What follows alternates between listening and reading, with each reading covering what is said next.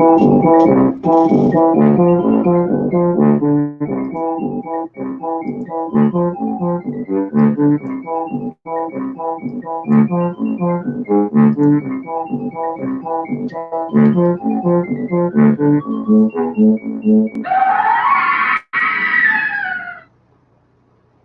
right, what's up, fam? It's Clowns, Paranormal, Posse, up here at Blackwater Creek Cemetery and Church.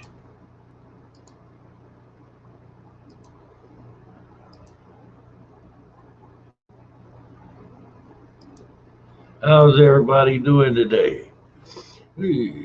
Hope you're having a good day. What's happening, Ethan? How you doing, David Bingman? By God. Ooh. Hope everybody having a good day. I surely do. All righty. Today we're going to find some of the scarier stuff to play. Tonight I think going another ghost hunt.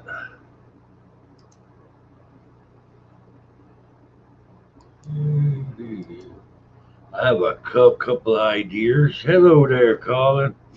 By God, how you doing there, David? Ethan, Colin. Oh, yep. Want me to play one of your videos there, David?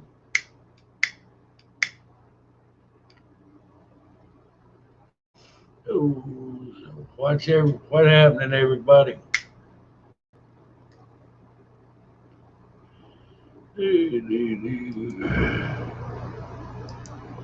All right. There we go.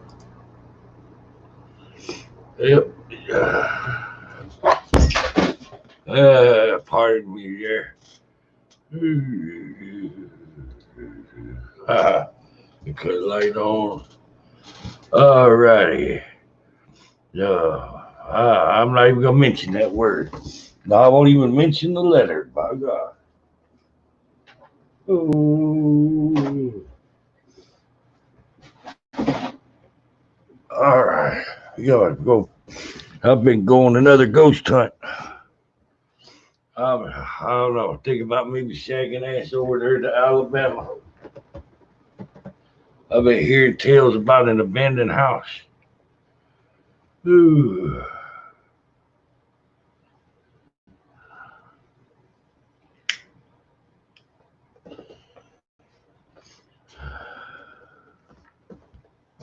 All right.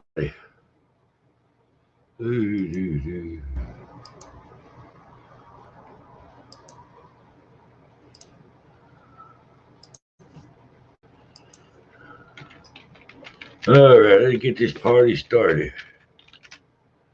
Ooh.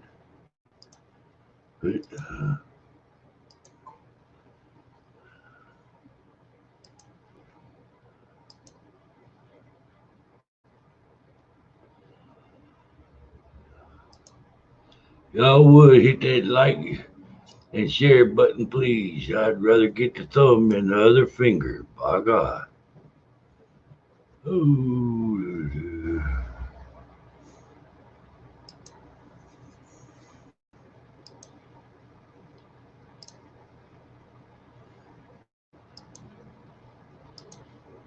All right, let's see. We'll start out today with some bacon and some peanut butter power. By God. How you doing there, everybody? Hey, Creepy Castle's in the house.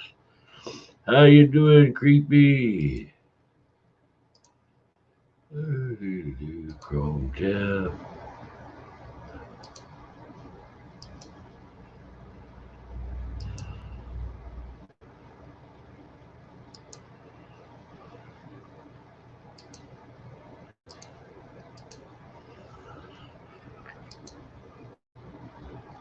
To dive into the macabre. You're listening to The Venomous Fringe, Cryptids and Paranormal, with hosts Chris Fringe and Ryan Trombley. Oh, doing Join good them there, as creepy. they dive into the macabre of our Glad you world come by. and dive into the madness and the mysteries that lie above it.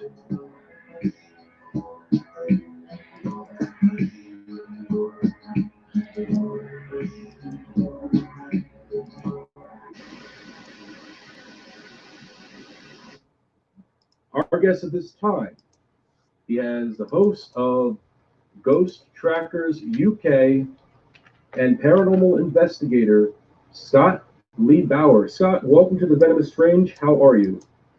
Hello, Chris. How are you? And thank you for inviting me on. My pleasure, Scott. I'm doing very good. And how are you on your end? It's great to have you here. I must say, I appreciate the time. I'm doing very well, thank you. Absolutely. No, I'm happy to hear. It's crazy because there's obviously a time difference by you and time difference by me and Ryan as well. So I want to thank you again for doing this so late by your time. I'm a bit of a night walker. I do a lot of work at night, especially when I'm at home. Because at the moment, as you can tell, that we're all on lockdown at the moment, and we can't go out and investigate things.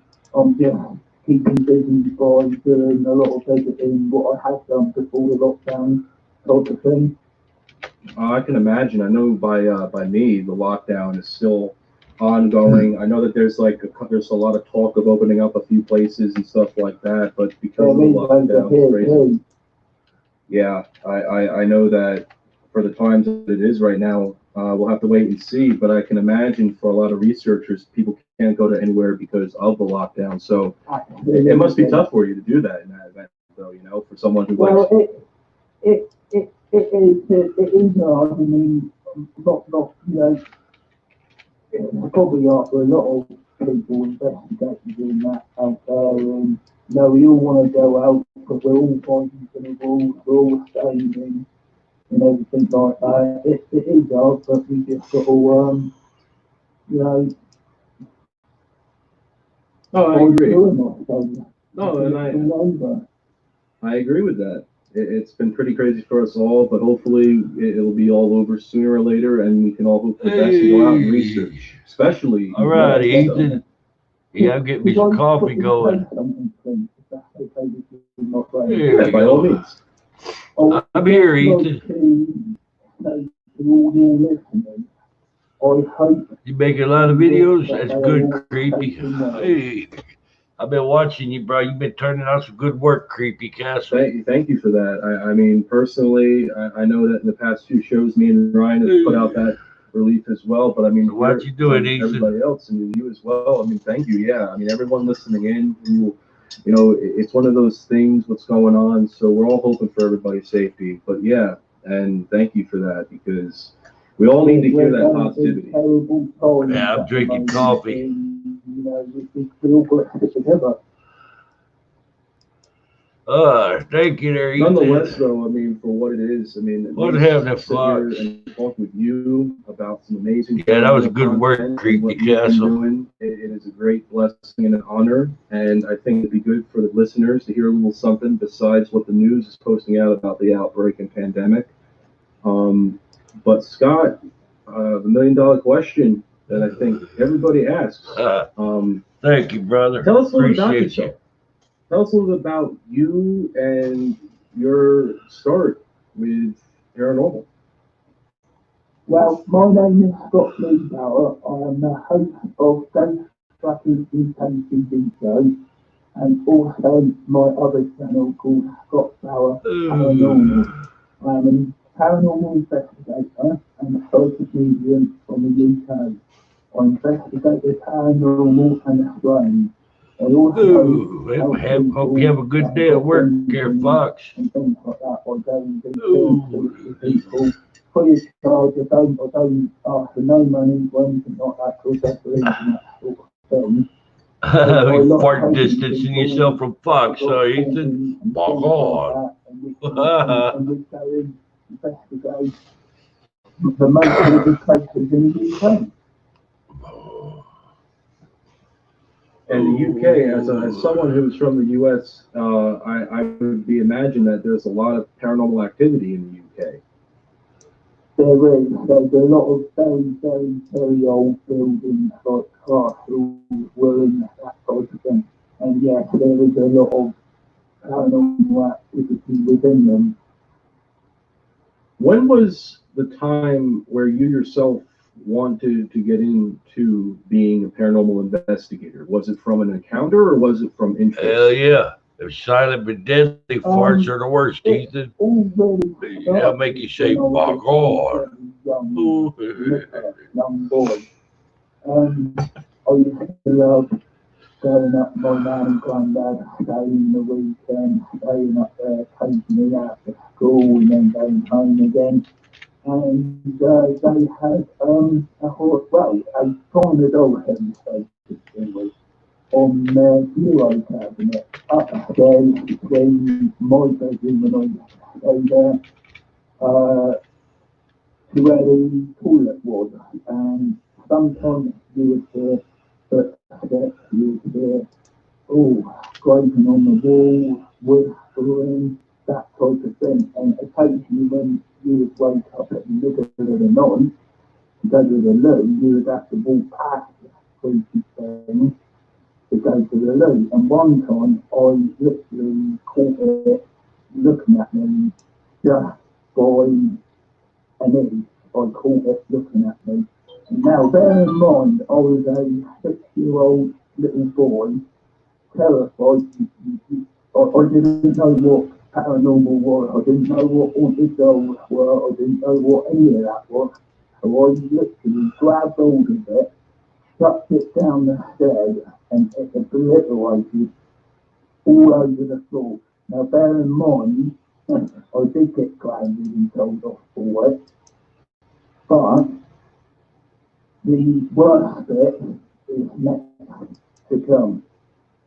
This China doll I believe to be haunted, and I reckon that that spirit followed me from my nan to my home, gave me hell for the next 2 years. I lost a lot of sleep, I had nightmares, I had the same footsteps, the same banging, the same whispering that has followed me to my home, and I had what you call a marvel experience. I couldn't sleep at night. I was terrified to go to sleep, and that lasted for pretty much 2 years. That did.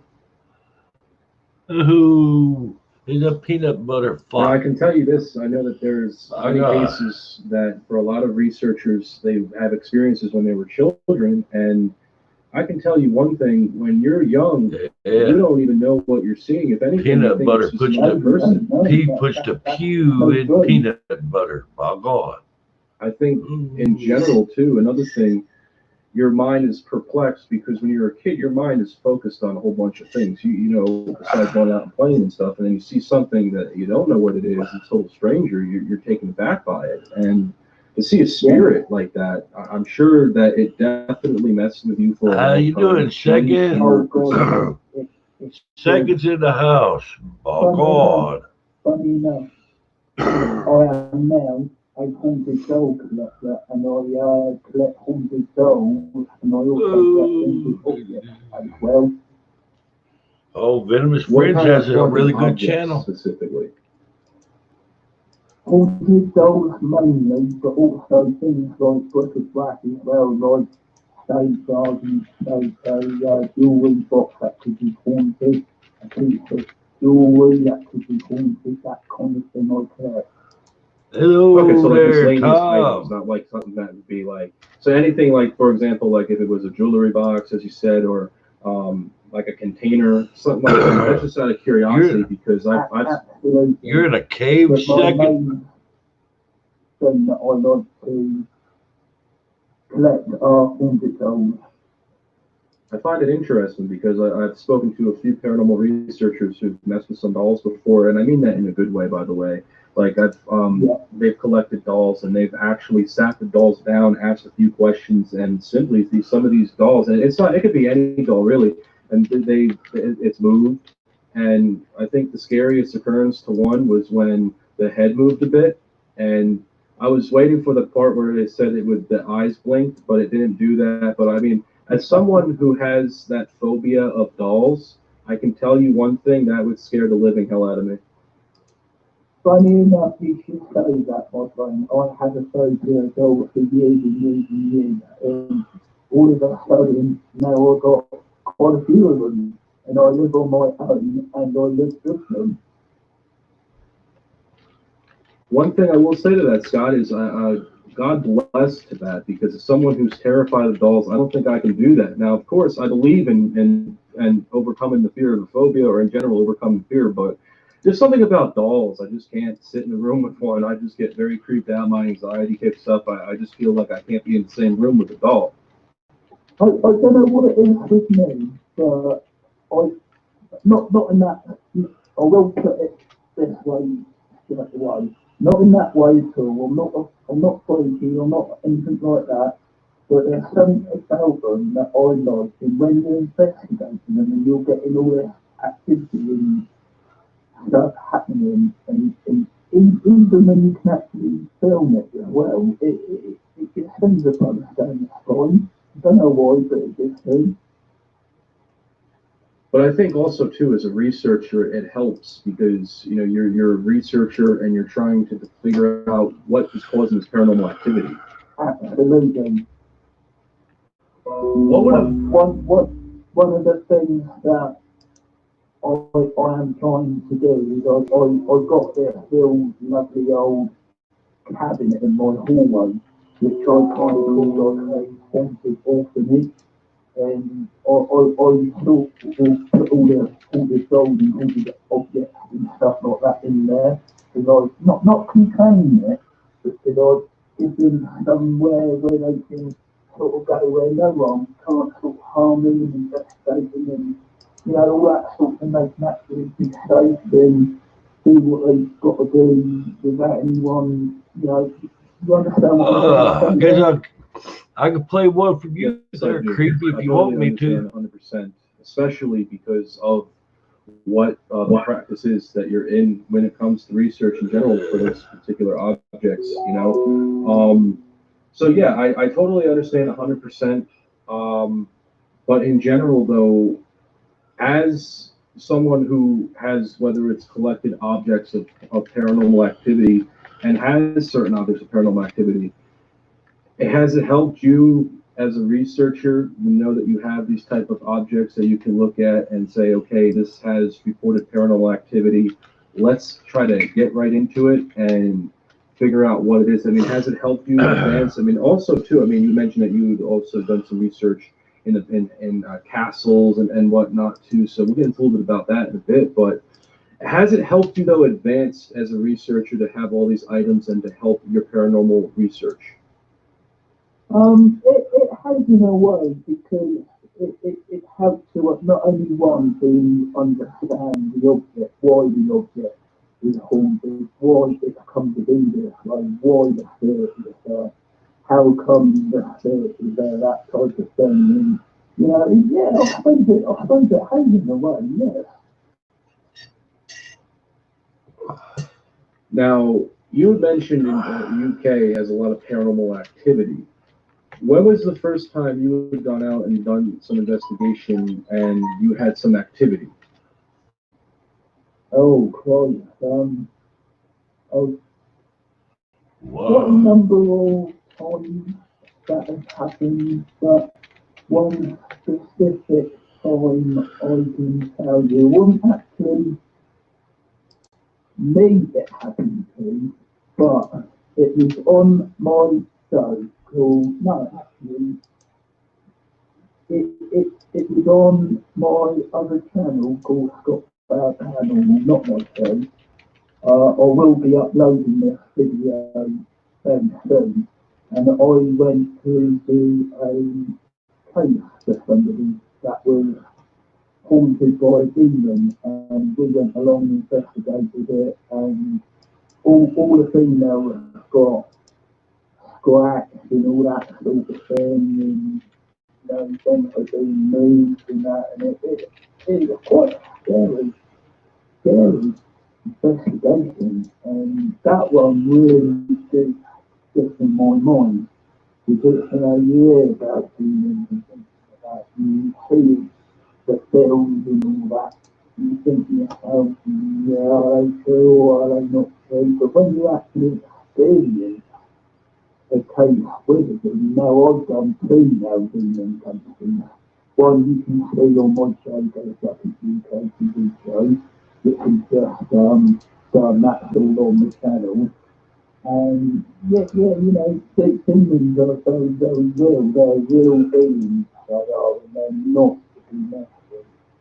I feel sorry for people that do have demon attachments. That's one of my most scariest times when, yeah, I didn't have any attachment to that in the room, but I witnessed other people, and that quite unearthed me. I can imagine, sitting in there and then having all this activity happen. It definitely puts the hairs on the back of your head, stands up. Oh, God, yeah. And two, no less. I mean, you mentioned about with demons. Demonology as a practice as a whole. I mean, I've never practiced it. I've never looked into it. I've heard obviously of demons, and it sounds quite ironic because I talk about a show that focuses on paranormal, but demons and demonology as a whole has always stuck with me as something that's been frightening to dive into a bit because of the nature of it. I mean, how for you when it comes to research with demons? I mean, how do you go about it normally? Well, first of all, how do you know there's a demon haunting you? You, first of all, would smell bad smell. You would get scratched, and they normally come in threes. A lot of stuff will happen round about till like 3 a.m. in the morning, that sort of time, and, that sort of thing. That's when you want to really worry that sort of thing is happening. And I think too that like with demons, when you have activity like that, that there is a chance that it could easily leave or it could easily stay. How many times have you heard a case where the activity has gotten so intensified that priests have to have been called in to perform an exorcism? Well, I've not yet have seen, in my own opinion, I've not had to be able to call police out because I do the clearances myself, and I've cleared and got rid of two demons recently. Well, one recently, one going back a little while ago. They are quite rare cases, but I'm not a priest, I'm not demonised or anything like that, but I can clear and sort out demons. And it is hard. It is a very, very hard thing to do, and it does take a lot out of you as well. And, what I'm all about is I like to help people. If they've got a bad spirit or part of God or demon, I like to try, at least try to help them to clear it and send it to the light. I think that's what everybody wants when they're dealing with demons in their household, especially. I mean, I've never really spoken to anybody that's had a demonic encounter that I know in person, and it's been heavy. But I've had people contact me about having some sort of demonic activity, and it's hard to really take a grasp on things like that, especially if it's not that you want to practice in it, but or it's the principle of what you have to do because It is, like I said, I'm not a priest, I'm not, anything like that at all. We came across the first case on the show. Now, bear in mind, I'm a psychic medium, I'm a paranormal investigator. I've just gone along to do a ghost hunt to find out what is haunting a friend that called me out. And we ended up realising the demon. And we tried our utmost to research it. We did this and did that to try and figure out how to get rid of it, what to do, and luckily we got rid of it. How did it feel for you to get rid of something that was causing a lot of damage? I mean, was it a big sign of relief? Did you feel that it was? It felt like I won a lot of money. It felt like I put it this way, I can't say too much. I can't say too much. One, it has to be on air, essentially, and I can't really say too much about it. But it's a certain thing to us, and we couldn't sleep at night, so I'm going to leave it at that. And when we got rid of it, and we gave the lady's life back to her, we got a life back. That felt so good. That's a different feeling altogether. And I just love the feeling that my team at the time helped this lady to get her life back. And now she's got her life back, and that was a good feeling, a very good feeling.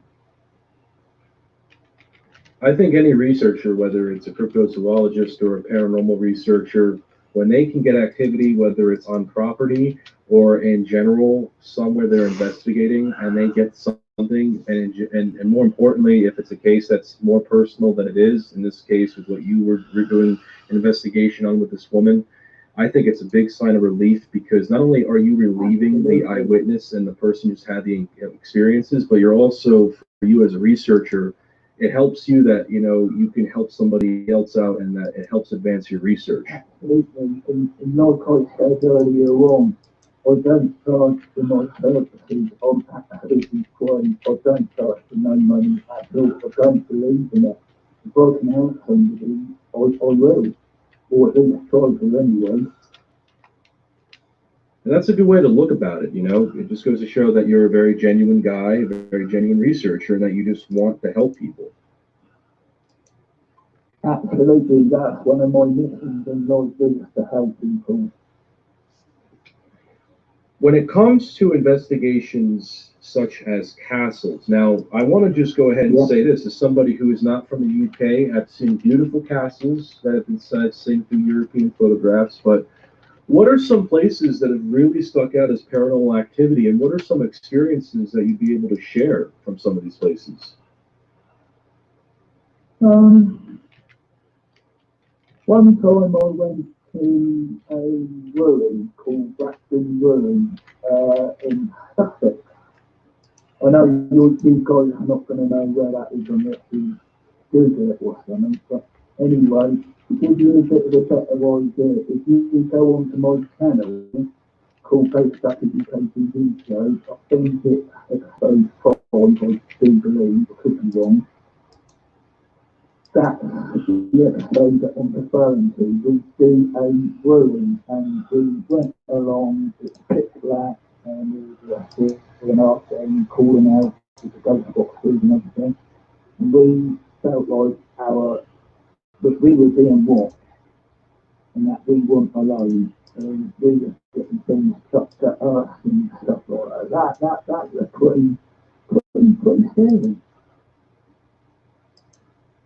I can imagine when you're investigating somewhere that's like a ruin or somewhere that's abandoned, that the activity and the atmosphere is 10 times more frightening, outside anxiety. It is, but hey, that's what we're there for.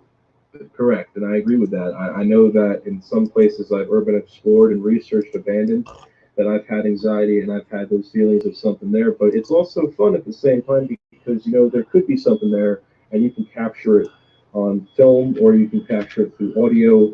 I mean, personally, in the cases of what you research, Have there been occurrences where you yourself have either felt something approach you, or have you felt attacked by something?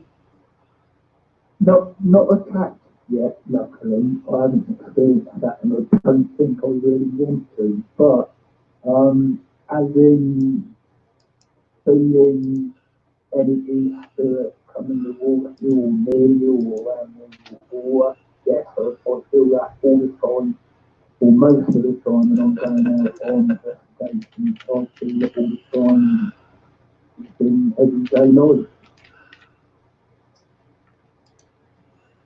The interesting thing about, or at least something that I don't know if this is particularly the most truest, I think that there are some activity like this in the U.S. as well, but can you tell us a little bit about some of these cases I hear about elementals?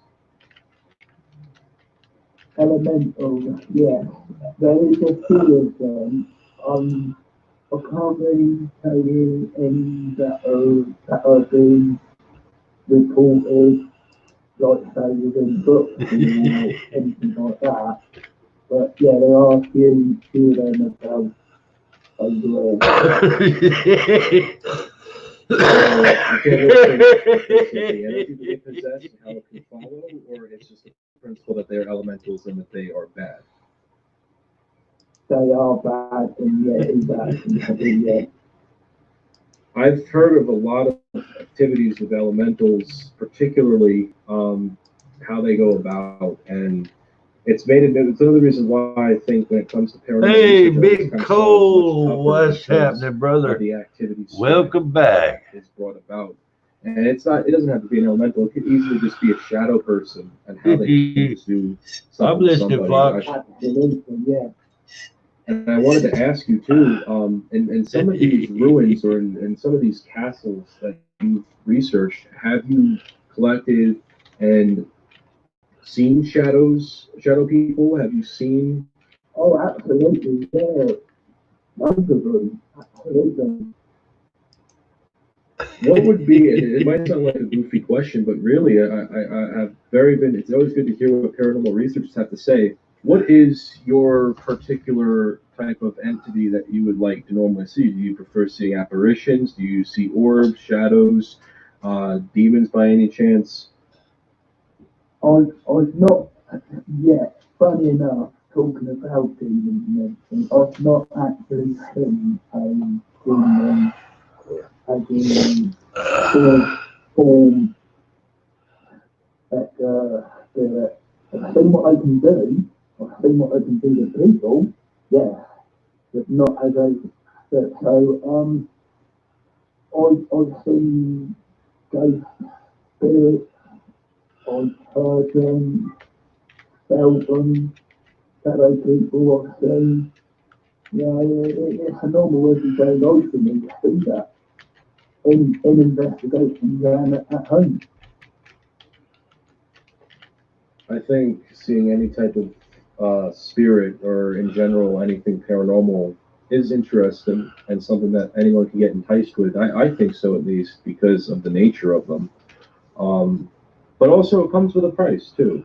I think when it comes to research and when it comes to investigating in general on paranormal, I think that there is a bit of a line drawn between when you go about it and how it's done. Now, how do you normally do research? How do you normally set up? What is the normal protocol for you when you do investigations? To be honest, I class myself as a psychic medium. When I'm going to investigations or places like castles, ruins, or people's homes, I don't research it, my team do. I don't have nothing to do with the research because where I am a psychic medium, I don't have nothing to do with it. When we go to people's homes, I wait out in the car and my team will go in and interview that person, or if it's like a castle or if it's like a ruin, we will obviously we can't interview the castle ruin, but I generally yeah, I might know where we're going, like say a woman for example, but I generally don't always know much about that place because I don't have nothing to do with the research because I like to pick it up myself as a like medium would. And have you, what are some places that you yourself have either visited and have looked into that are heavy hotspots in the UK? There's two questions here, but that's the first one. What are some spots that you've looked into in the UK that are pretty heavy with activity? There's one that I haven't been to yet, which I really, really want to go to. I'm going to try to make it my mission because probably not this year now, but next year, called 30 East Drive, and that is supposed to have quite a bit of activity in it, and I wouldn't mind visiting there. Um, and then for places that I've been to, funny enough, it's mainly people home.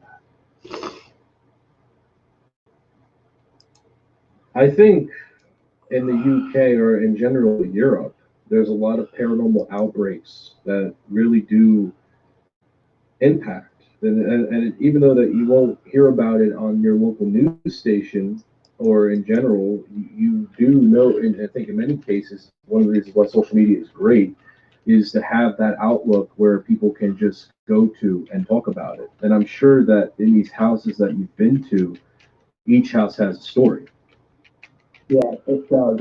But the most hotspot, or one of the most hotspots of the UK, is probably all the five most haunted places in the UK which we have investigated. It's called Cannock Chase. I think it's in Staffordshire, I do believe. And this place is a big, massive wood. I mean, it's bigger than a football pitch or American, by say, football soccer pitch. You can imagine 2 to 3 soccer pitches.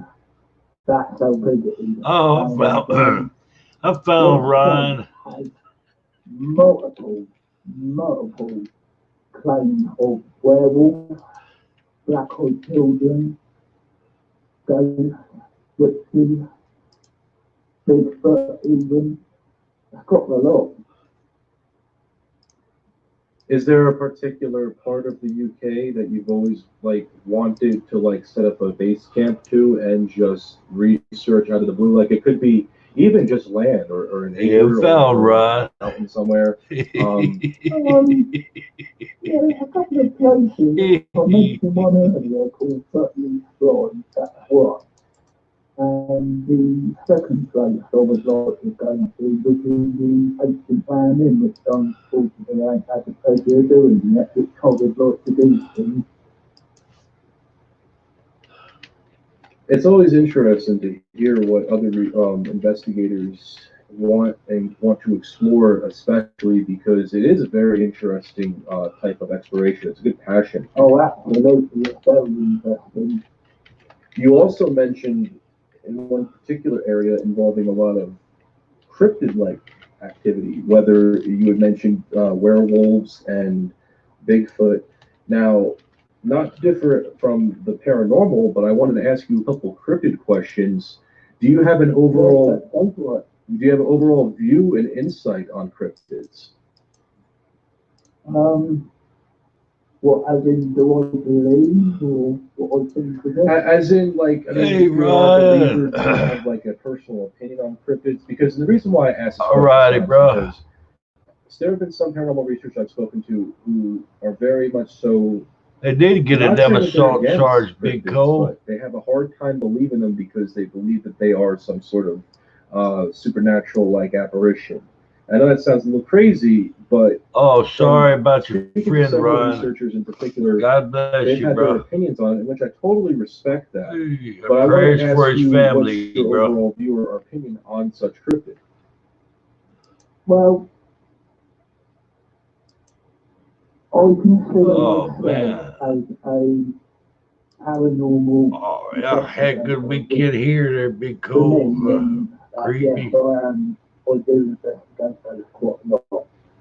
But I do also, if given the chance, Alright, would hurry back, go and Ethan. investigate other paranormal claims, as in what you're talking about.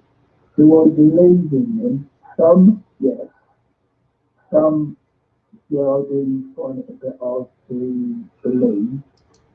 But would I still investigate them? Yes, because I believe that there's a wall, and there's a wall that is between this world and the next.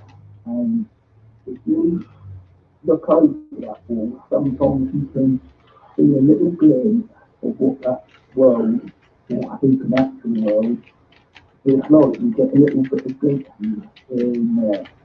And you know, things like ghosts are real, spirits are real, demons are real.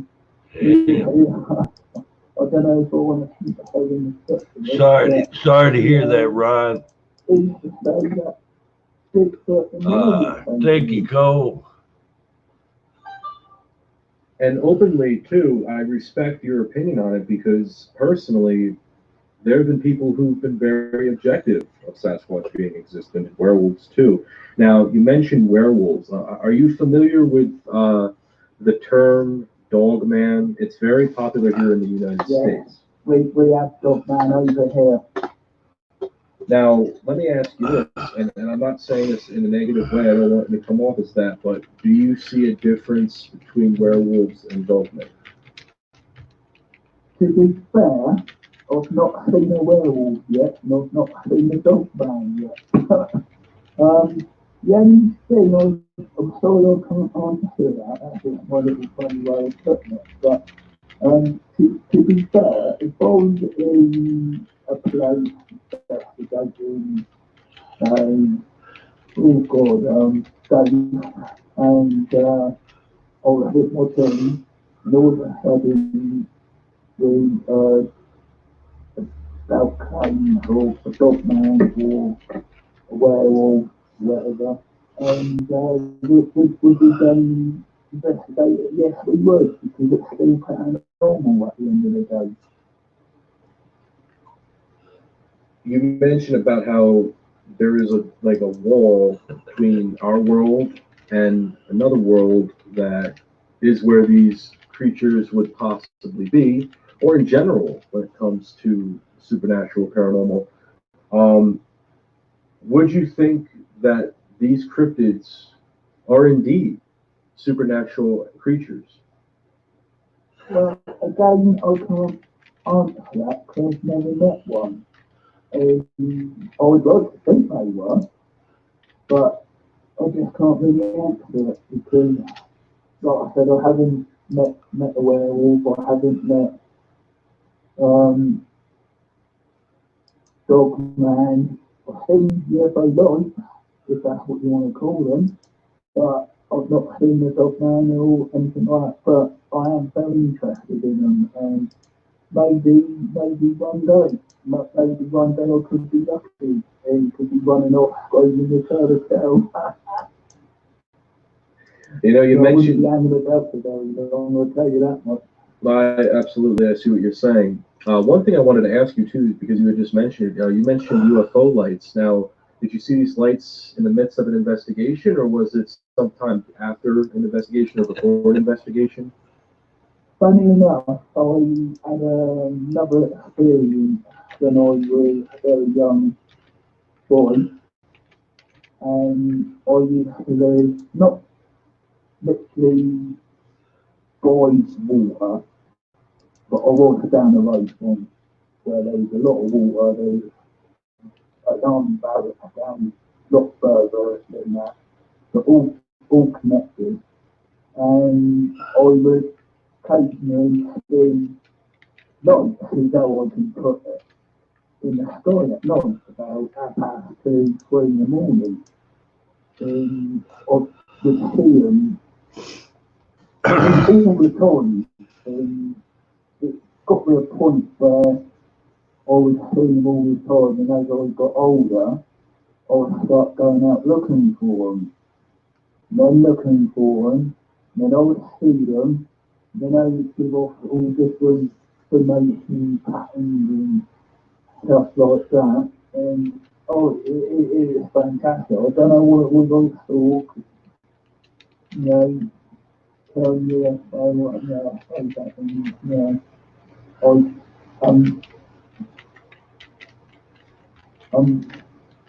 very sorry, obviously that's one. And, you know, at the end of the day, I don't know what it was I saw, but it definitely was man-made. There have been some cases where people who have seen flashing lights, UFO lights at least, they've also seen. Yeah, I've seen that myself. I've seen that before. I was just going to say, there have been also in cases of flashing lights, mysterious fog-like lights illuminating.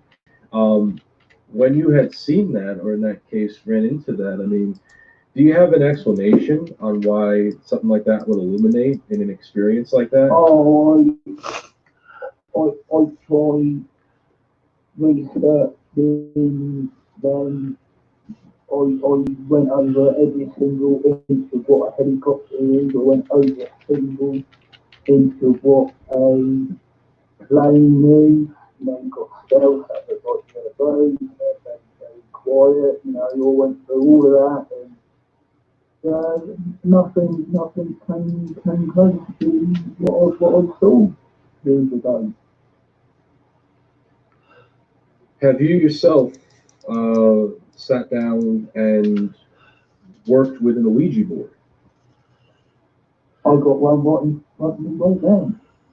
But yes, I have. I kept reading. That's interesting.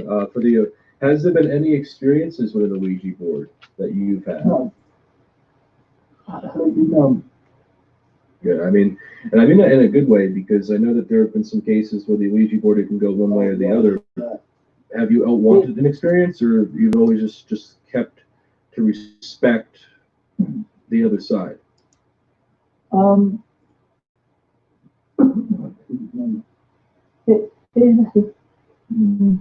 can I say it? I haven't experienced anything with the Ouija board yet. I've seen things and I'm like, yeah or no, or I don't disbelieve in them. I do believe in them. I get really annoyed with people that don't know nothing about them, that go to use them, and they don't open up and they don't close down, and then they automatically got a certain happening to them. If you don't know what you're doing with an Ouija board, do not use one, because otherwise it can go awfully bad. You see all those videos online of people who mess with the Ouija boards and they have consequences to them. Absolutely, and that's what I'm referring to. I think anyone who does not know how to mess with an Ouija board and has no idea on what to do with it should not mess with it, as you just said. But at the same time, I really think there should be a sort of guideline, especially because people I know, I don't know them personally, but when I look at some of these videos and either people get sick or they start to burn up or something happens to them, it really does draw a line between people who are the inexperienced and the experienced. Yeah, Ouija boards can be dangerous, as you just been talking about. But again, using a Ouija board in investigating safely, in no danger, there's no difference than using a PSP session. Just an older way of communicating with spirit. Yes, you know, if you're not knowing what you're doing, don't use them. Especially kids, do not use them. But if you're using them in a safe manner, and you've got protection, and you can close it down, by all means, go for it. Because I've got no disrespect to the Ouija board or Ouija, because at the end of the day, it's another form of communication with spirit, except for you using a board. And that's a good way of looking at it. To take away from the Ouija board, though, Scott, I wanted to ask you a few other questions in reference to you in your research. Or one of the things from being a young kid to have these encounters, and even to now as a medium, do you consider what you have as a gift? That's a hard one, because I'm going to tell you a little story. My nan is a psychic. She's funny enough to take the Ouija board, and I believe that yes, they gift now that my nan passed the gift down to me, because she's passed now, it's been passed number of years. And I believe I've got my gift from my name. Nan, do I call it a gift? I probably would, but then again, anyone could probably talk to it in that, but it all depends on their ways as a person, as energy themselves. And, you know, that they're gonna not want to communicate with them, and not many people would do anyway, but, you know, they're not gonna see them. You know, they've got to be on that same wavelength. So, you know, sort of in mind with that big thing. That's a good way of looking at it, you know, because some people have said it is a gift, and some others have disagreed and said it's not a gift, and they kind of take it in the wrong context of it because of that nature. But I always thought that for those out there who are in the paranormal and they've had these encounters and they've had these experiences and abilities that they can do, I've always seen it as a gift, because I mean they can do something that I can't, and that's something that is pretty good. For me, I won't call it a gift, I'll call it normal. That's normal for me. For me to walk into a room for the stage 3 people, or the fourth one obviously, and I could see a fifth one. You might not have no face, or you could be dressed differently. And I think to myself, who's the fifth person? And all the other people could be going, what do you mean fifth people? There's only 4 in there. Like, for an example, one day I was on my way to investigating to a friend's house, and it was 4 days I was going up the road in a car, and I saw a Victorian woman with up her legs. And I thought, oh bloody hell, that's something you don't see every day. Oh yeah, I agree. I 100% agree with that too. So that's normal to me, that's normal way of living. Always have been ever since I was a little boy. Now, I like to try and either help people that were haunted, like I was, and try and help them get their lives back, or I would like to also help the spirit if need be. It's a very good way of looking at it, and a good thing to say. One other thing I wanted to ask you too, Scott, was as someone who's been doing this for a period of years, do you have any particular advice you would like to give out to those, whether they're paranormal enthusiasts, or researchers, investigators currently starting out fresh, or have been out for quite a while? Yes, there is. Number one, if you're starting out fresh, please do not go out on your own.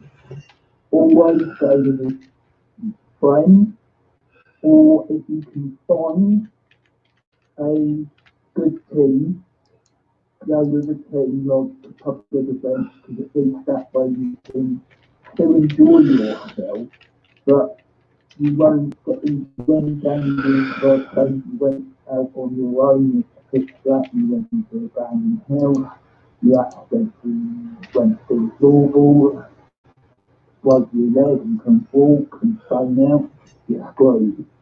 Please, please, please go with somebody and also tell somebody where you're going and how long you're going to be.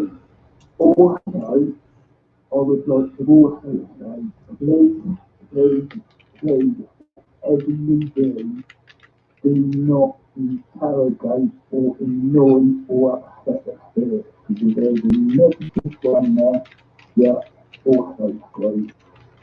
And also, please have a lot of respect for spirits that are there. Because when you go there, say hello to them, thank them for letting you go there. We do it all the time. And, it's not good to on the spirits that's scared home, it's where they are. And, you're going to their home. It's like if someone came to your home and started annoying you, it'd be the same sort of thing. Please, if you're gonna go, I know a lot of people that have been in there for a very long time, especially that they wouldn't do that anyway. But please have a lot of respect for these spirits. They're just like you, but they've got a body and they're just there. That's some very good advice because personally, I think a lot of people need to hear that, not just in paranormal, but also in cryptid worlds too. Scott, before we disconnect and sign off for the evening, I just want to thank you again for coming on this show. I really want you to go very far with what you're doing because you have a good head on your shoulder, and I really like the content you're putting out, and I really want you to go far and continue on, whether it's through paranormal magazines or the YouTube, because you really got a good insight on things, and I really respect how you converse with things. I got a announcement if that's okay before we do. Promote anything you like. The microphone's all you. Offered my own radio show, Paranormal Talk Show. So I'm quite looking forward to getting into that and setting that up. I really want you to go far with it. If you need any advice or need any help, be glad to send me a message. I'll be glad to talk to you about it. Thank you. I really do appreciate that, and thank you very much for inviting me on, and it's been a pleasure. It has been a very good pleasure, Scott. I want to thank you again. You be safe. You enjoy the rest of your evening, and I'll be speaking to you momentarily. I've been filming tonight as well on the Paranormal channel. Yeah, real quick, can you, for the listeners, can you just one more time, and I'll leave links down below in the description of this upload. Can you just let the listeners know where they can find you at and where they could check your content? You can find my personal channel on YouTube called Scott Bauer Paranormal. I do things like ghost hunt, portal sessions, ghost box sessions, chats, CBD live investigations and chats, and that sort of thing. Also, you can find my other channel, which is my business channel, called Ghost Trackers UK TV Show. I have about 7 episodes on there, probably out 9 by then. That would be my first season 1. So if you can come along and subscribe to both channels, that would be most grateful. You heard it from Scott, folks. Check out those channels, and please, guys, subscribe to his content. Scott, I want to thank you again for doing the show. It's been a very good pleasure interviewing you. Thank you, Chris. Peace, brother. Peace out, my guy. You have a fantastic night.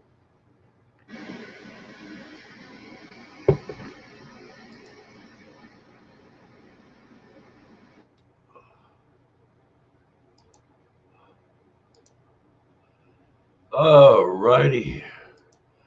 We got something special for you from Creepy Castle. Yep, I can hit the pause button. Dark Disney Episodes 1, Ghost Bones. Hope none of this is good. See.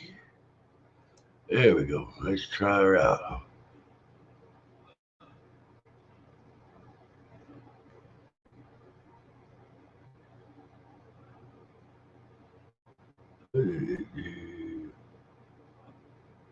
Hope none of this is copyrighted. Alright. Well. Oh, got your new camera coming in there Saturday. Awesome. I've heard of it, but it's not something that's really served here in the United States that I know of. Yep. All right, let's see. There's a special coming up from Creepy Castle, Dark Episode 1, Ghost and Bones. Y'all would there, go check out Creepy Castle. He does some really good work. Even if he does eat Marmite. By God.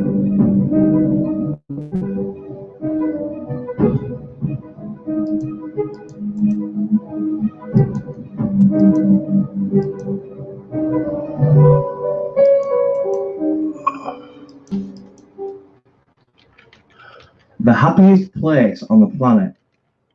This is what people call this place. The smiles of children and laughter filling the air. But this is what Disney wants you to experience. There are loads of things about Disney that they don't want you to know. Things like the abandoned island, the deaths, hidden treasures, loads more. But today, we're going to do something very special.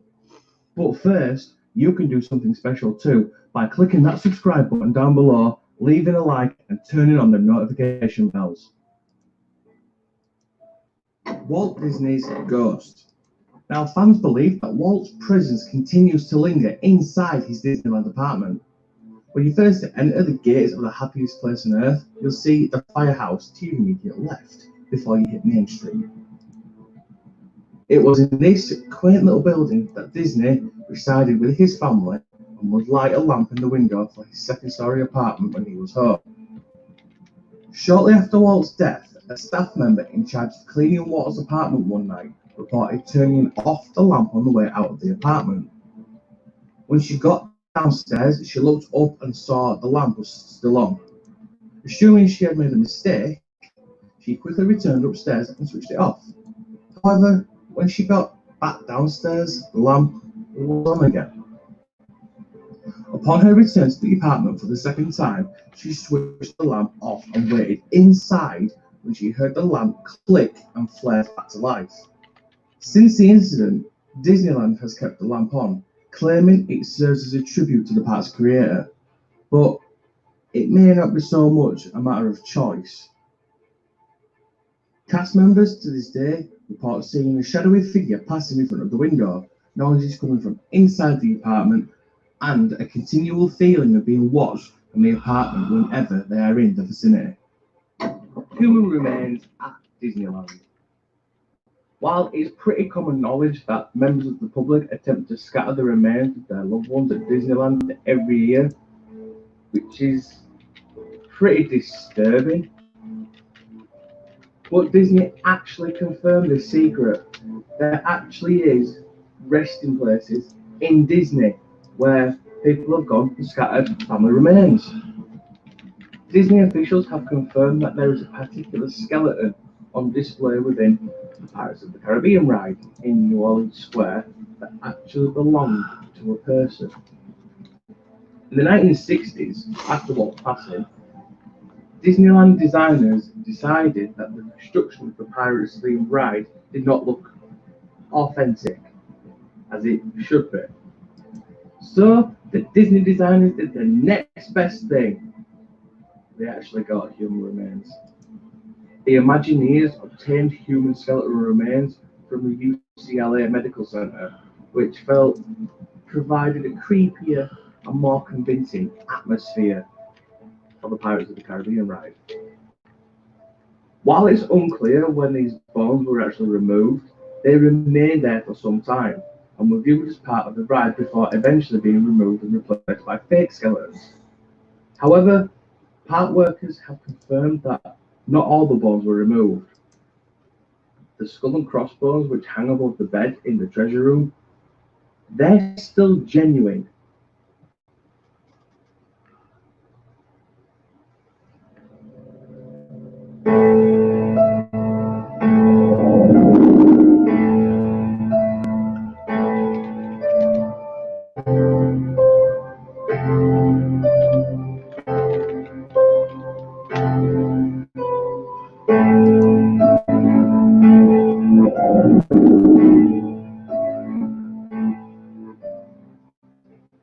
There we go. And that was creepy castle right there. Alrighty. Let's go to the next one. Ooh. Alrighty. Hello there, Ripley. I believe I'll play one for Ripley. I see Ripley on here at least 5 or 6 minutes. But yep, y'all would head over there to Creepy Castle, check out his channel.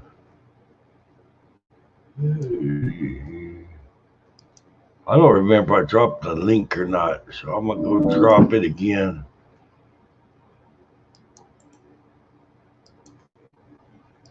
I did. I'm gonna do it again.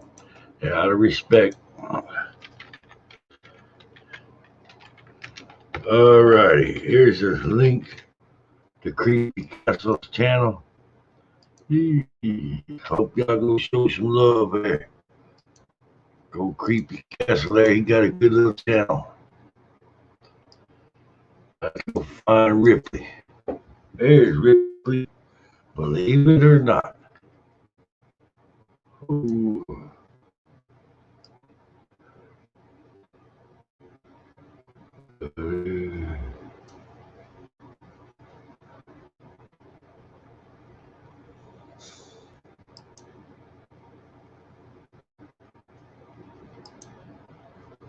Alrighty.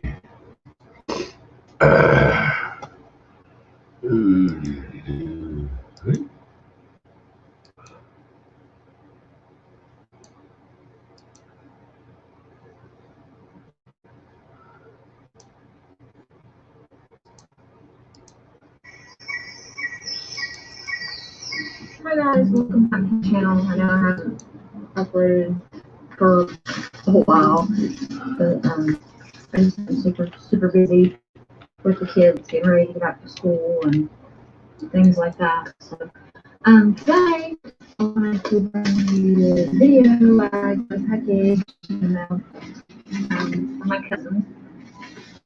She sent me all kinds of smelly stuff. I was excited. It came yesterday. I was going to do a video yesterday, but then I got like really super busy studying, so I didn't do it. So get right into the video and show you what I got. Okay, just sent me some herbs. Here's some of that. Smells really good. And she's got some crystals. She harvests these out of her yard, which I think is pretty cool. I told her I wanted to come down to her yard and dig in her yard. And she sent me some peppermint. Smells really good.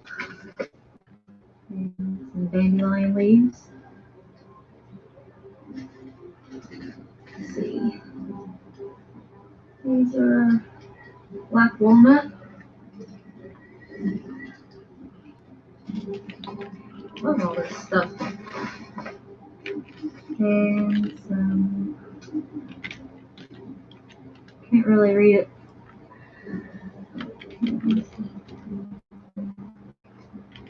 I think leaf something. some of the writing kind of got rubbed off in the package. Some sage. Some scraps. Okay. Some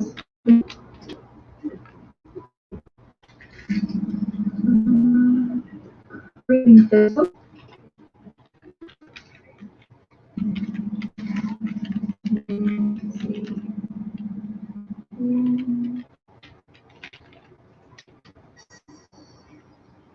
Can't say that. Sorry. Probably can't see it. There it is. Lovely plantation, I think that's how you say that. That's nice. It smells delicious. Let's work.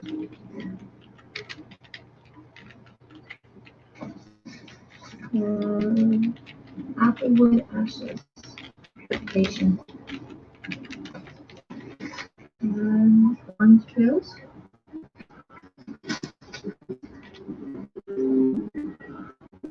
Spiny leaf.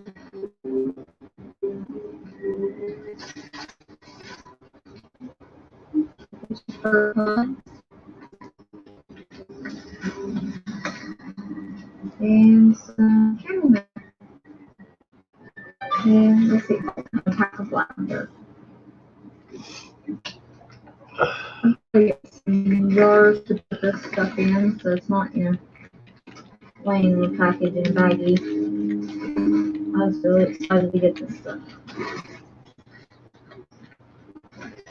I love this thing.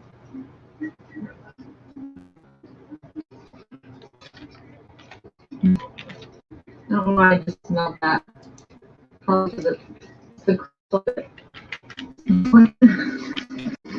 herbs.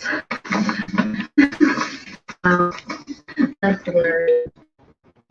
That cracks me up. I shouldn't smell that. That looks stupid. But that's all I wanted to show you. Witchy package that she sent me. Pretty cool. Oh, and she has two YouTube channels. I will see if I can put the links in below. Go check her out. Subscribe and like my channel, please. And that will be it for today. Till the next video.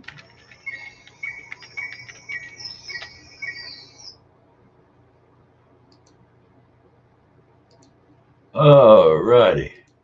Ripley always has some good content.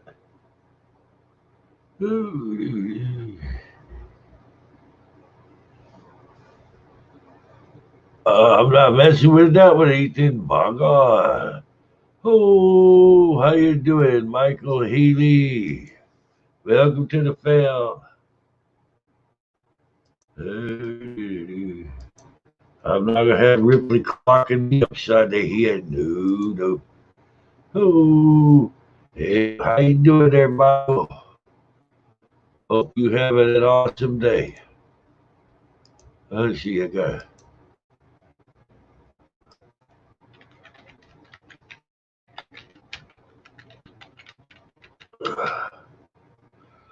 Let's see, simply irresistible. I don't see Vale. Where you at, Vale?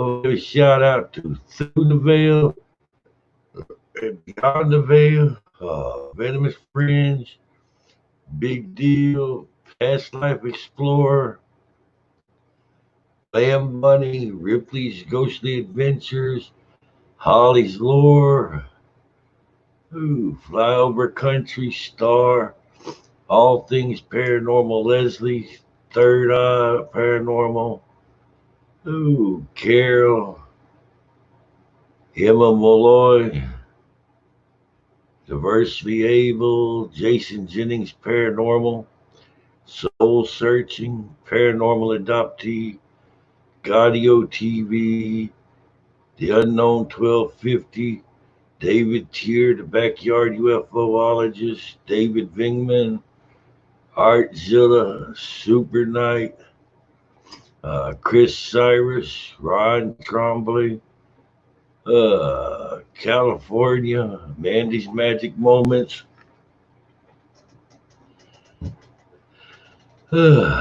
Dakota, wherever you are, Breaker 19, Show Me the Light, Paranormal. There's a few of the really outstanding people I know on here. Cat, wherever you are, Fox Adventures, Simply Southern Paranormal, AK Explorations, Southern Afterlife Paranormal TV, Life After Death.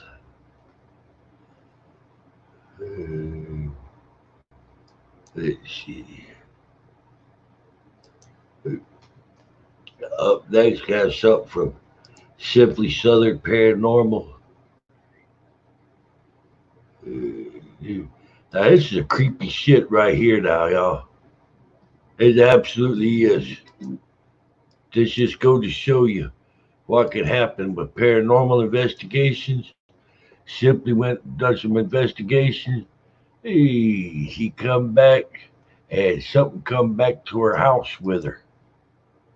Simply Southern Paranormal got woke up to something actually in her freaking house with her. Hey, yeah, I believe it's Sasquatch. Hell yeah. I'm going ghost hunting again tonight, y'all. I'm going to do another Wonderbox session. My goal is by tomorrow to have a new video out.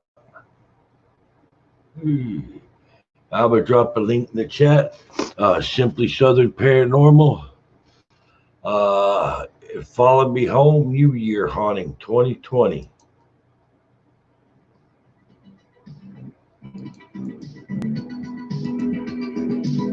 Would go check out the channel and show some love.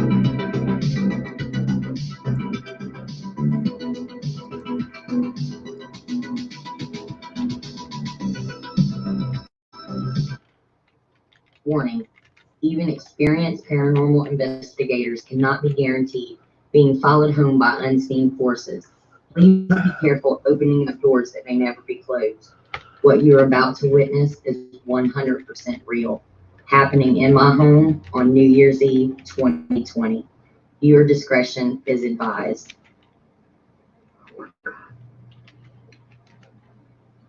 Oh, what the hell?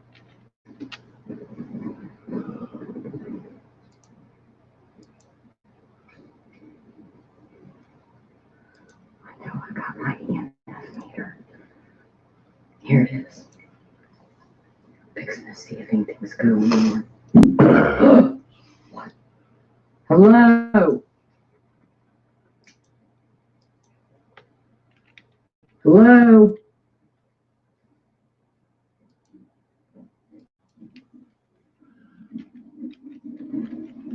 Oh my god, what is happening? Freaking EMF. No. Not even kidding. It's going crazy. Hello? Who's here?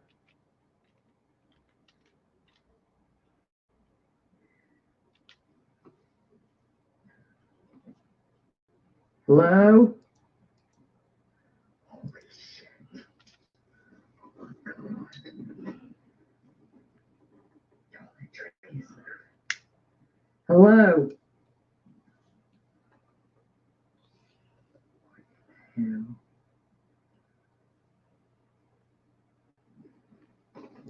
God.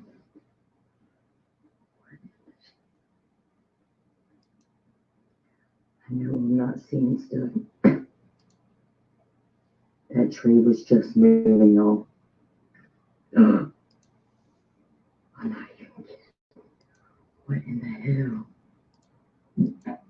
What was that? Hello? Hello? Oh my god, my light won't come on. Hello? Who's here? My light. EMF meter is going crazy. Y'all look at this. Oh my God, what was that? Hello?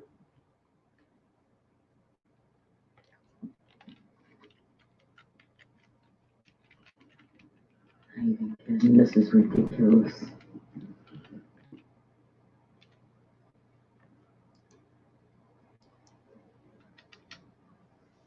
Hello?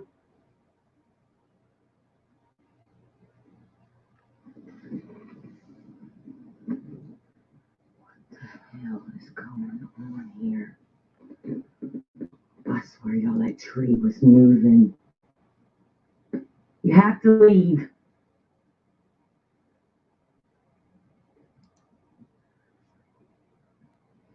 Oh my God, y'all.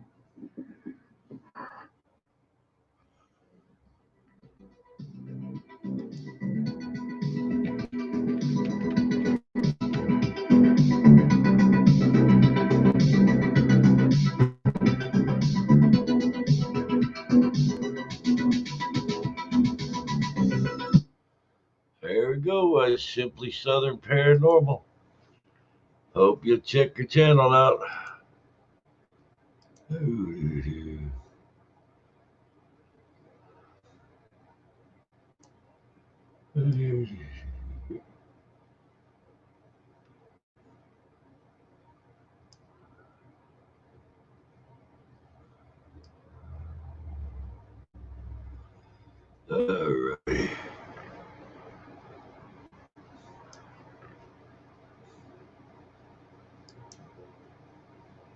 Hello. Alrighty. I'll run one now. JBD Camo Man 73. I'll have the link in the channel.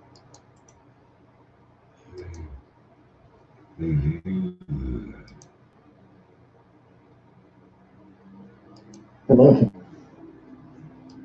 Sorry, I'm laughing at what I just found online. But hello, Dustin from JBD Cameraman 73. Since so close to the 1,000 subscriber mark, and we're almost to 700, so 300 more to go. But when the 1,001K mark is reached, I have found online a cheeseburger in a can.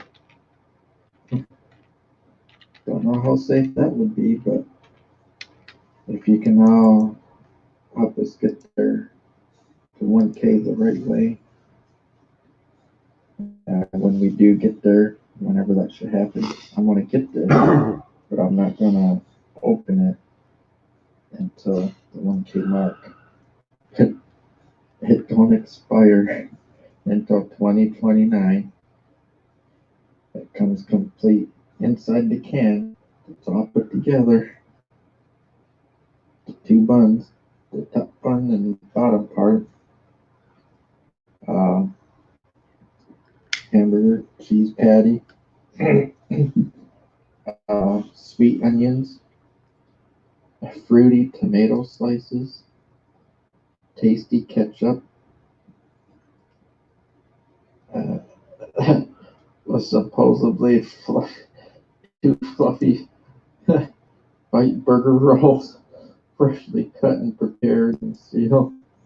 Now, how about I just read what it says? Aromatic, soft melting Chester cheese wraps around the burger patty, made from 100% beef, hearty sweet onion, fruity tomato slices, and tasty ketchup. And keep the burger beautifully juicy. This blended combination is held between the two fluffy bite burger rolls, freshly prepared and sealed directly in the tin. Guarantees that the cheeseburger keeps its unique flavor and aroma for a long time. One has to say, Simply Burger-tastic, made in Germany, best by 2029. I'm ordering this. I want to show you a picture. Okay, well, I can't turn the screen around. So I'm going to show you a picture. And if there's a picture of it, it's quite expensive, but for a YouTube video, I guess, you know, I'd be willing to go the extra mile. They're out of stock right now, but I provided them with my email. They're going to let me know when it is in stock. And it even comes in a box like you get at a fast food place. But there's a can inside the box. And I wasn't lying when I said it's expensive. But there's a price.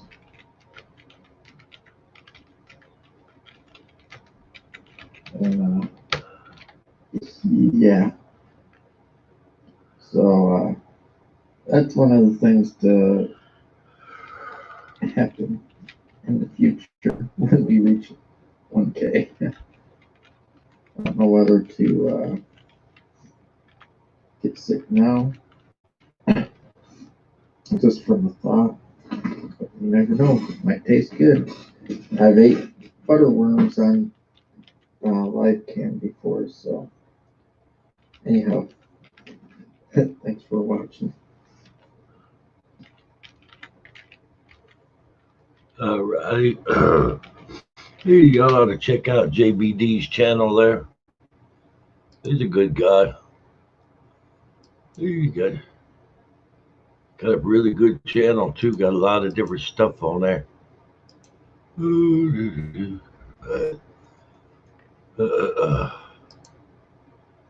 All righty, let's find something to pick up the pace a little bit.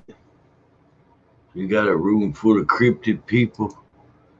Hey, the least we can do is show some cryptid stuff.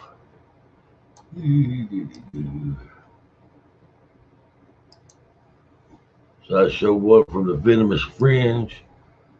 It's time to show something from Big Deal.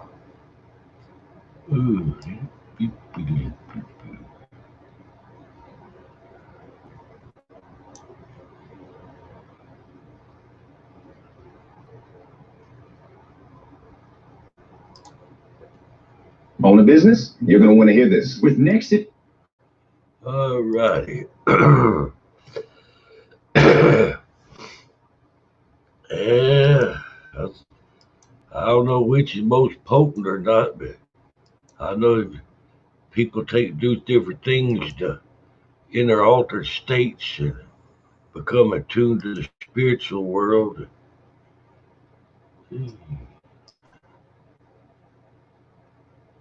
Insurance, everything is done 100% online. Next Insurance has great prices. I'm a business owner. I don't care. There you go. Here's Big Deal. I'm going to drop a link in the channel. Let's see if we can share it. Yeah. The damn puffer fish venom almost do some crazy stuff to you too.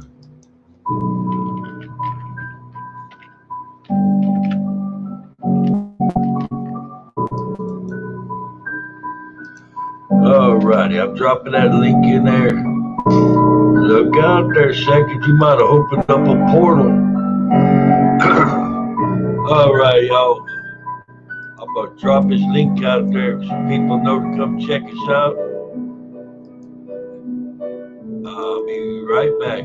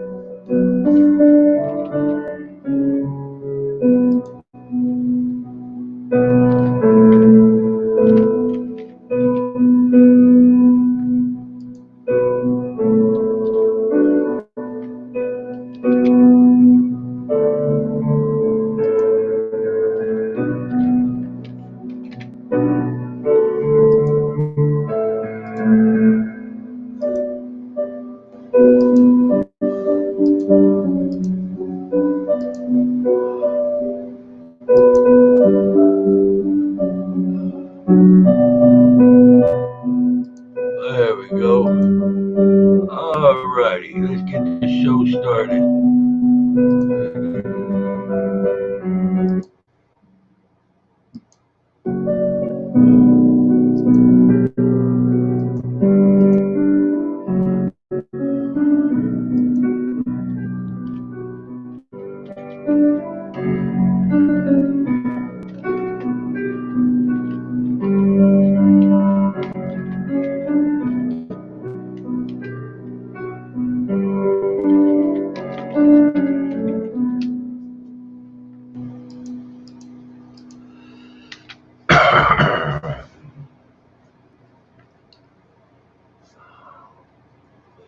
Yeah, I hear you, second. What up?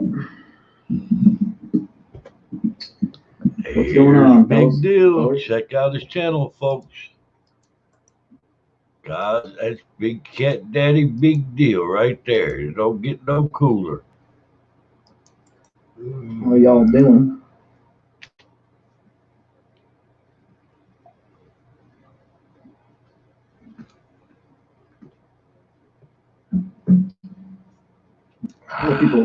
Let some people filter in here, and we'll do some shout outs as per usual. Crack a cold one. Okay. What's up, Coco? How you doing?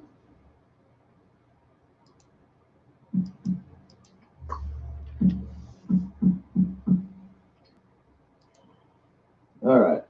We got some people coming in now. We'll start with shout outs. Let's see who we got.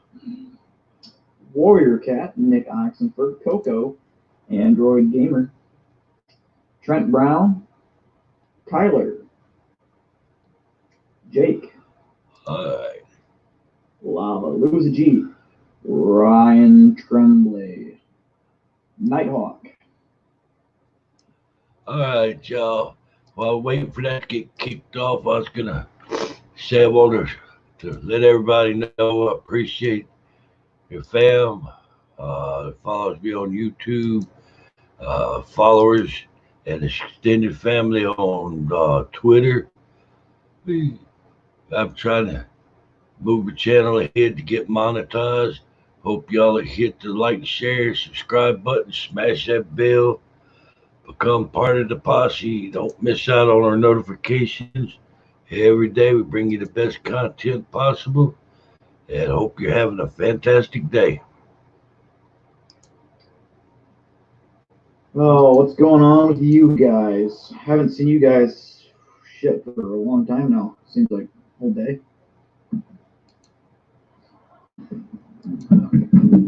Let's get into business here shortly. Into some business.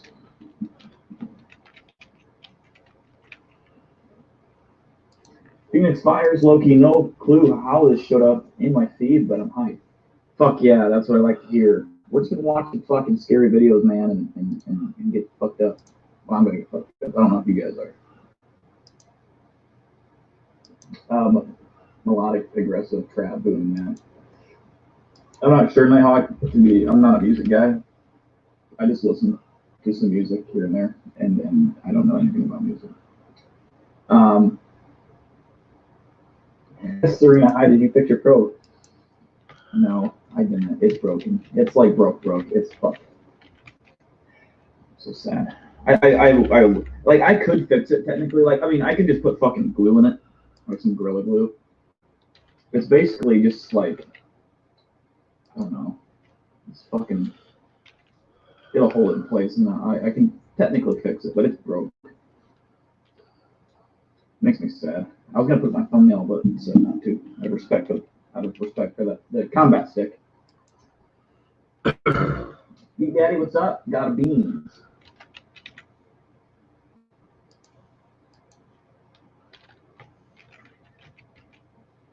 Colin, what's up, Colin? Big shout out.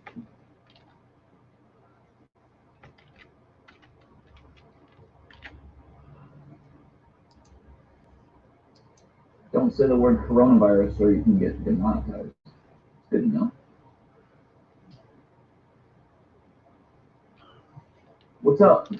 I cannot say your fucking name. I'm so sorry. Multimeter. I want to say multimeter. Mini-meter. I'm sorry. I call you mini-meter. Multimeter.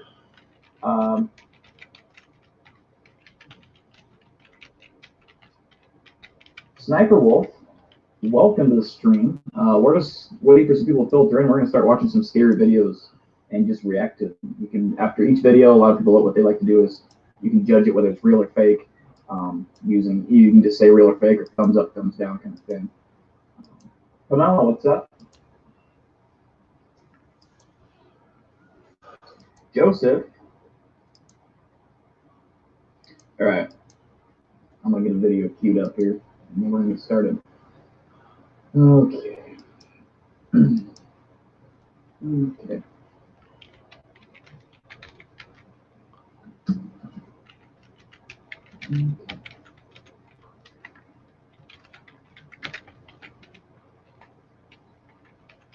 We're going to start with the top fives video. Kind of like his older videos.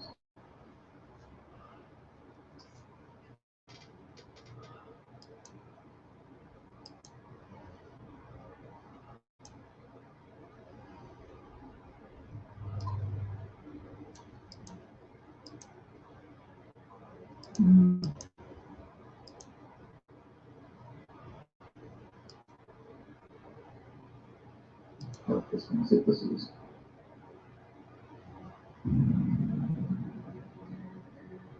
Hey, Juggy. We all like a good ghost video, and since it's October, I thought I would make another video compiling some of the scariest paranormal footage I could find. So, from a creepy surveillance recording to an unexplained heat source, here are 5 of some of the creepiest paranormal videos out there. Hit the lights, sit back, and enjoy. Jimmy's World Grill. This piece of footage was taken at Jimmy's World Grill in Luton, England.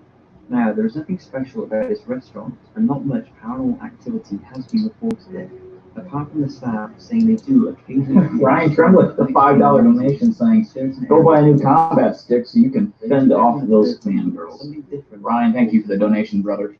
I will, I'll get a new combat stick, and I will She assumed use to fend off all the fangirls I have. When she turned around, there was nobody sat there. So many. Concerned, she told the staff who went to investigate and found a broken plate, food, and cutlery on the floor. Look at videos of this gearing report on a security camera and shows a lady finishing her meal and leaving the restaurant. Then soon after, the chair, menu, cutlery, and napkin. Oh yeah, Industrial Ship was a guy. There we go. We're getting started. I've seen this video before. I think the fucking plates or something with the menu. My God. You don't get seconds.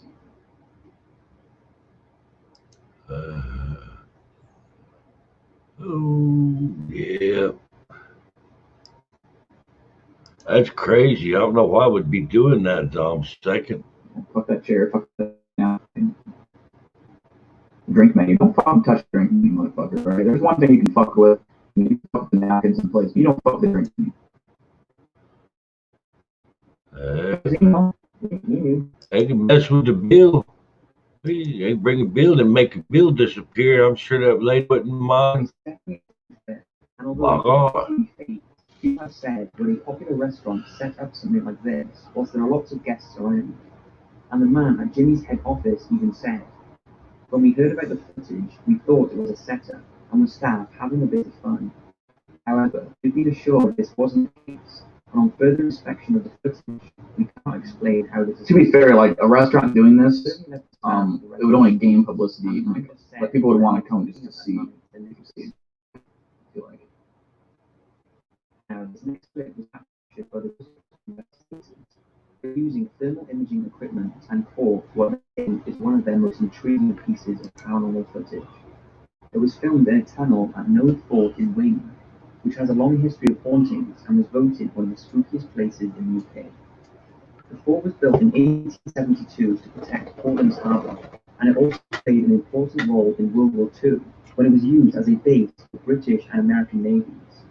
Beneath its impressive circular structure was a labyrinth of underground tunnels with 70 underground rooms, used for storing ammunition, cannons, and soldiers. Many visitors have reported whistling in the tunnels, thought to be a long-past gunner, and others have seen a white figure walking through the building. The Dorset Ghost investigators said that during filming, their thermal camera showed blue, indicating something without a heat source was showing up. That definitely wasn't an animal or a human, as this would show up hot on the camera. Then suddenly everything goes bright, meaning the temperature increased, and the figure seems to rise and disappear from the tunnel. Take a look. I want a thermal camera so bad. This is exactly the reason.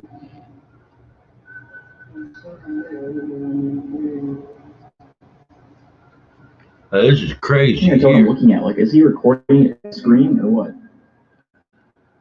Fuck, man. Hey, K-Pub. What's happening, brother? Although the clip does not show a human-type figure like many expect a ghost to look like, you can clearly see something unexplained caught by that thermal camera down that tunnel. That definitely wasn't an animal or a human. What's up, Buckmaster? Investigators Ed and Lorraine Warren were pretty famous in the ghost hunting community. They have investigated many famous cases. Oh, doing good, bro. Doing good. Annabelle the doll and Enfield Poltergeist. Can't get no better than this K-Pub. You do a show your PP. Actually, don't do that. Don't do that. You'll go to bed. Said they were being tormented by a paranormal being, so Ed and Lorraine went to see what was going on. Whilst there, they caught. Oh, I wish I could go to this house so bad. The only piece of paranormal evidence ever filmed.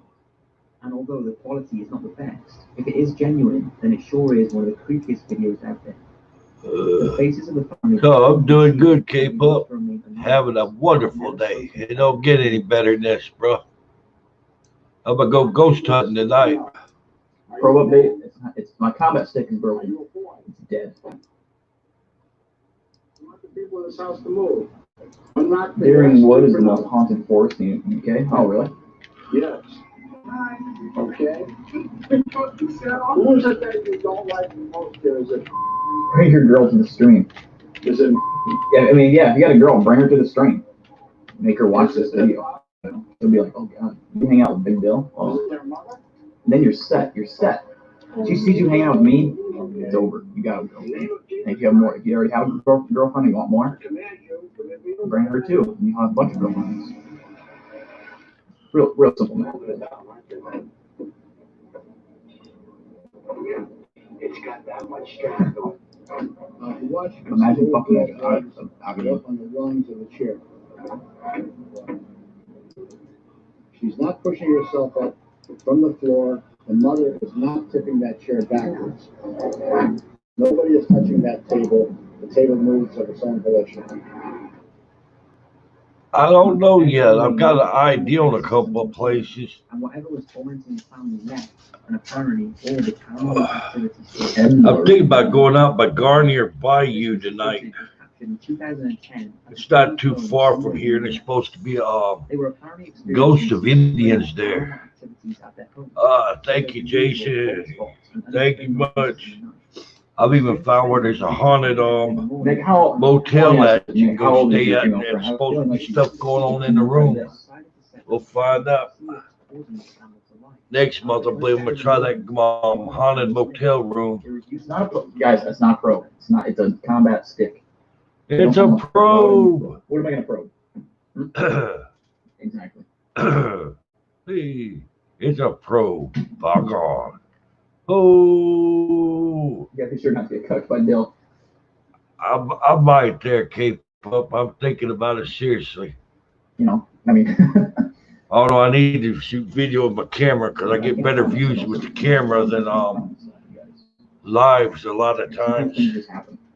I need to get a light set up for my damn phone. Lose track of names. Ooh, it's a pro. Oh yeah, dude, I'm a dick, 100%. It tastes like when you're a dick. It uses pro peanut butter. By God. Not an immature dick, just a dick. Oh, a nice dick. How about a dick in good standing? By God. Like if you were to walk up to a female that you have a crush on and just like which the family said just fucking give her a strong right hook to the shoulder as hard as you could. She'd probably like that a lot. She'd be like, oh my god, he likes me. He just punched me, you know. Don't hit her face because that's, you don't hit women, you know. But hit her in the shoulder, you know, I don't know, whatever. It was originally built to protect England's shores and islands, but is best known for its secret underground command center. I look like a cool place. I'd like to go there. The castle is now infamous for its paranormal activity, and reports are plentiful. A headless drummer boy spirit has been seen many times, and the banging of his drum has also been reported. Unexplained screams, the apparition of a lady in a red dress, and a cavalier have also been reported in the secret underground tunnels. Okay. So it was no surprise to the workers when the ground security dildos caught a ghostly figure. Damn, deal. My God. Alrighty. Hello. Glad to hear that, Sniper Wolf.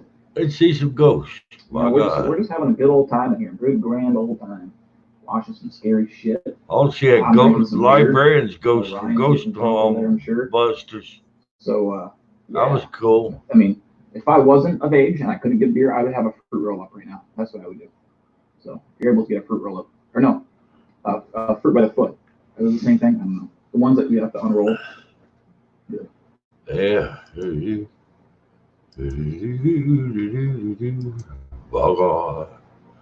Oh, she's 20.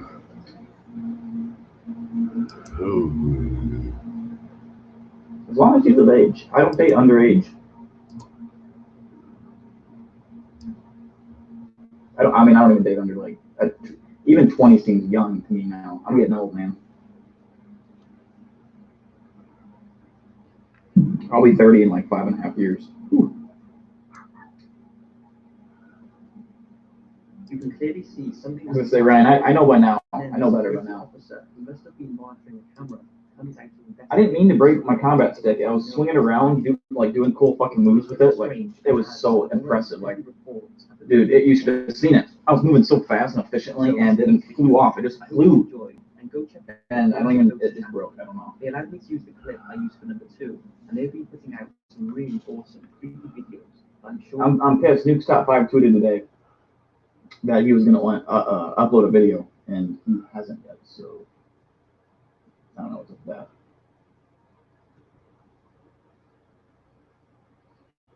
I am trying to get Nuke's Top 5 in for an interview, so we'll see. What is this? Supposed mythical creatures. Here we go. I'll be 30 in like 5.5 years. Whew. You can clearly see something. I was gonna say, Ryan, I know by now. I know better by now. He must have been monitoring. Upload a video, and he hasn't yet, so I don't know what's up with that. Hey, they got my dog Athena's video up there. I was awful sweet of them. Top 5 in for an interview, so we'll see. What is this? Supposed mythical creatures. Here we go. Mythical creatures have been at work for thousands of years. Right back to the ancient sailors who reported giant cracking springs that had torchlight before them, to modern-day dragons we see on TV, and mermaids that we all love to live. But just how much truth is behind the huge catalogue of mythical creatures? I've always wondered, surely there must be some truth behind them in order for them to have been reported. Well, from England's most notorious All I need is a bag of weed. to the terrifying reports. You would get along with Gold Reaper. Gold Reaper likes his weed. The Bahamas giant reptiles. Here are 5 fascinating. Don't go Jared Fogle. Who's Jared Fogle? Is that the Subway guy? Pedophile? Before I start, I want to let you know the Top 5 magazine is now available. Bruh. But I'll save that to the end of the video. So as always, sit down. Well, that's a creepy looking picture there. The document. Reports of The dog man. Here we go. Nothing new. The first sighting was reported in 1887. Looks like a fucking koala. And the dog-like What is that? creature Looks like a koala. Like a really bad pain in Minecraft. since the days of the other reptile. The creature is described as between 5 and 8 feet tall, with canine-like features and the body of a human. The one feature that stands out is its piercing blue or amber eyes and its human-like scream. Over the years, sightings have been reported in numerous locations throughout Michigan, like in January 2016, when a Western Michigan resident decided to take a walk in family woods. The walk was uneventful until he stopped to have a cigarette, when he noticed a figure in the distance that was definitely not human. The man later described it as standing upright with very broad shoulders that growled before leaping off into the woods. Another reported sighting took place in St. Clair County Woods in eastern Michigan, sometime in February 2015. Hey, y'all can go check out Big Deal's channel. That she said resembled dogmen or possibly. Why is this the worst? Like, she described the animals as the size of an average man, stood on hind legs with pointed ears and Picture is actually a taxidermy wolf. but instead of paws, they had human-like hands and feet with claws. Have I ever done LSD or acid? The No. woman wishes to remain anonymous, but she did capture some big Klowns Paranormal is in chat. If you have not subscribed to Klowns, you should go do that.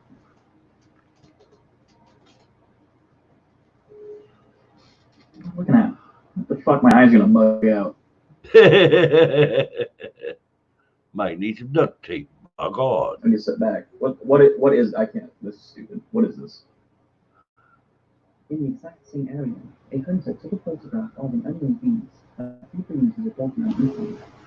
Again, it's very hard to make out, but do you believe in tales and could the creature be edible? Or do you think the dogman is nothing more than urban legend? Mono Grande is Spanish for white monkey, and encounters with this creature are surprisingly common, yet have seen little attention.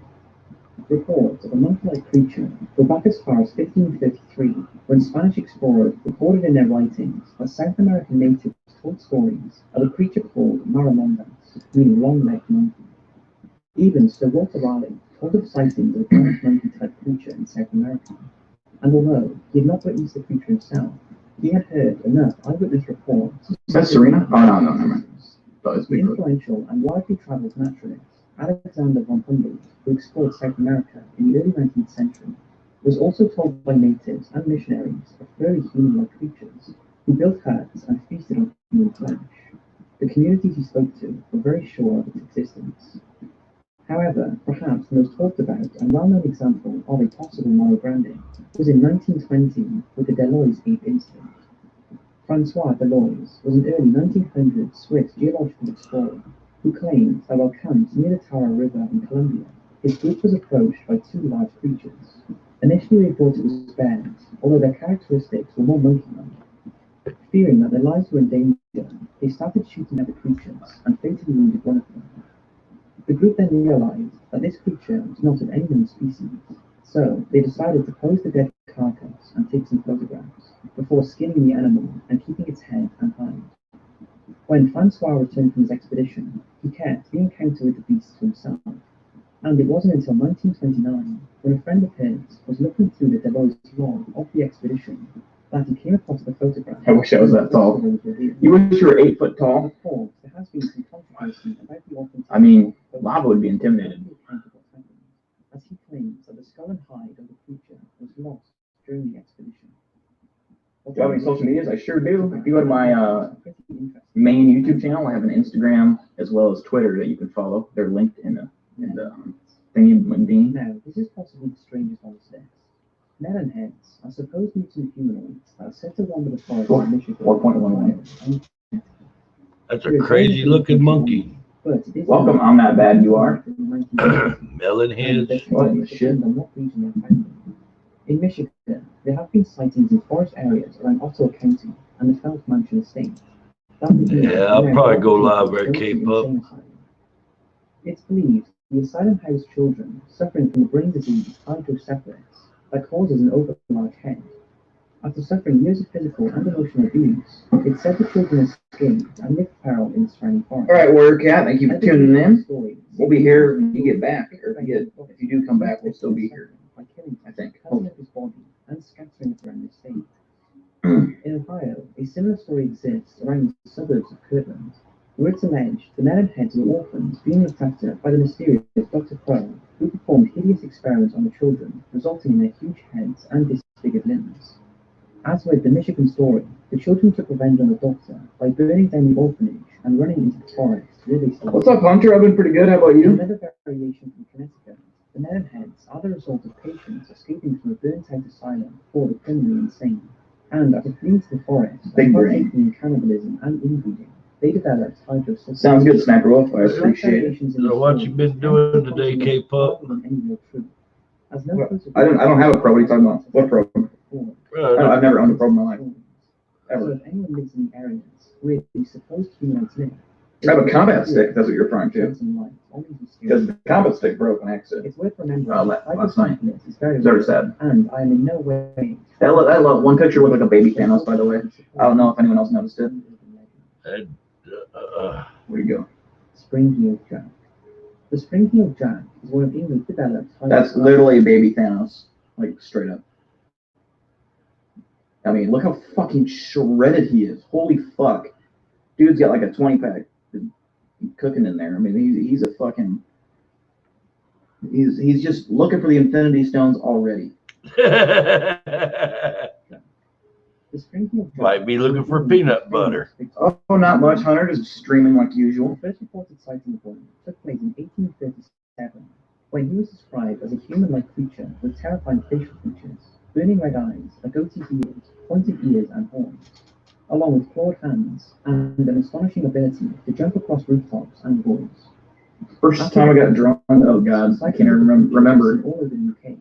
To be honest. In October 1837, when a servant girl named Mary Stevens was supposed to be attacked by one as she walked through. I really don't know. The next day, the creature leapt out in front of the stagecoach, scaring the horses and causing the coachman to lose control. I didn't puke the first time I got drunk, I don't think. There were several I didn't puke my first time until like fucking college. I was drinking vodka, Hawkeye vodka.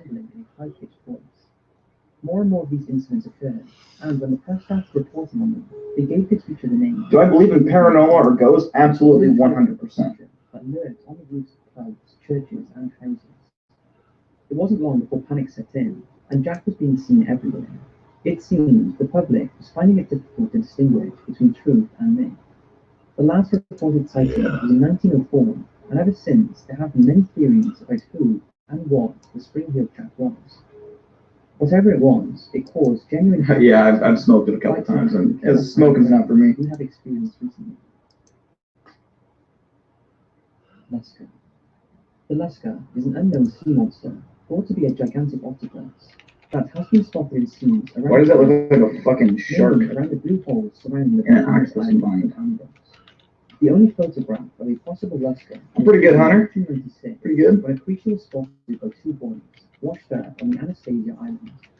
They reported the find to the founder of the St. Augustine Historical Society, Dr. Rick Brown. Let's pick a plan. He studied the huge carcass. I'm jealous of your heart. It's pounding inside of you, and I'm not. Run away after using that. Yeah. You definitely gotta run away. And acquired the name, the St. Augustine Monster. After many years of speculation and tales, a new discovery was made in 2011, when the body of a huge sea creature washed ashore on a beach in the Bahamas. Witnesses described the carcass as only part of the monster, and local fishermen recognized it as a giant octopus and believed it was the legendary Lusca. The fact that there are very few eyewitnesses to these ferocious creatures doesn't mean we can rule out their existence, because as the legend goes, if you do encounter one, you will not survive to tell the tale, as these predators will always go for the kill. So, is that you that asked me that question? Is it your fault you're saying, Caterpillar Man? I want to let you know. I'm gonna get a hold of my legal team, and they will be in contact with you. I'm just saying, for breaking my combat stick. Your fault, 100%.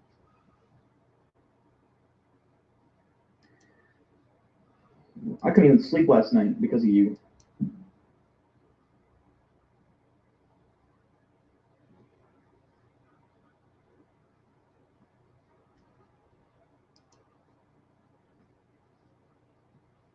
All righty there, Ripley.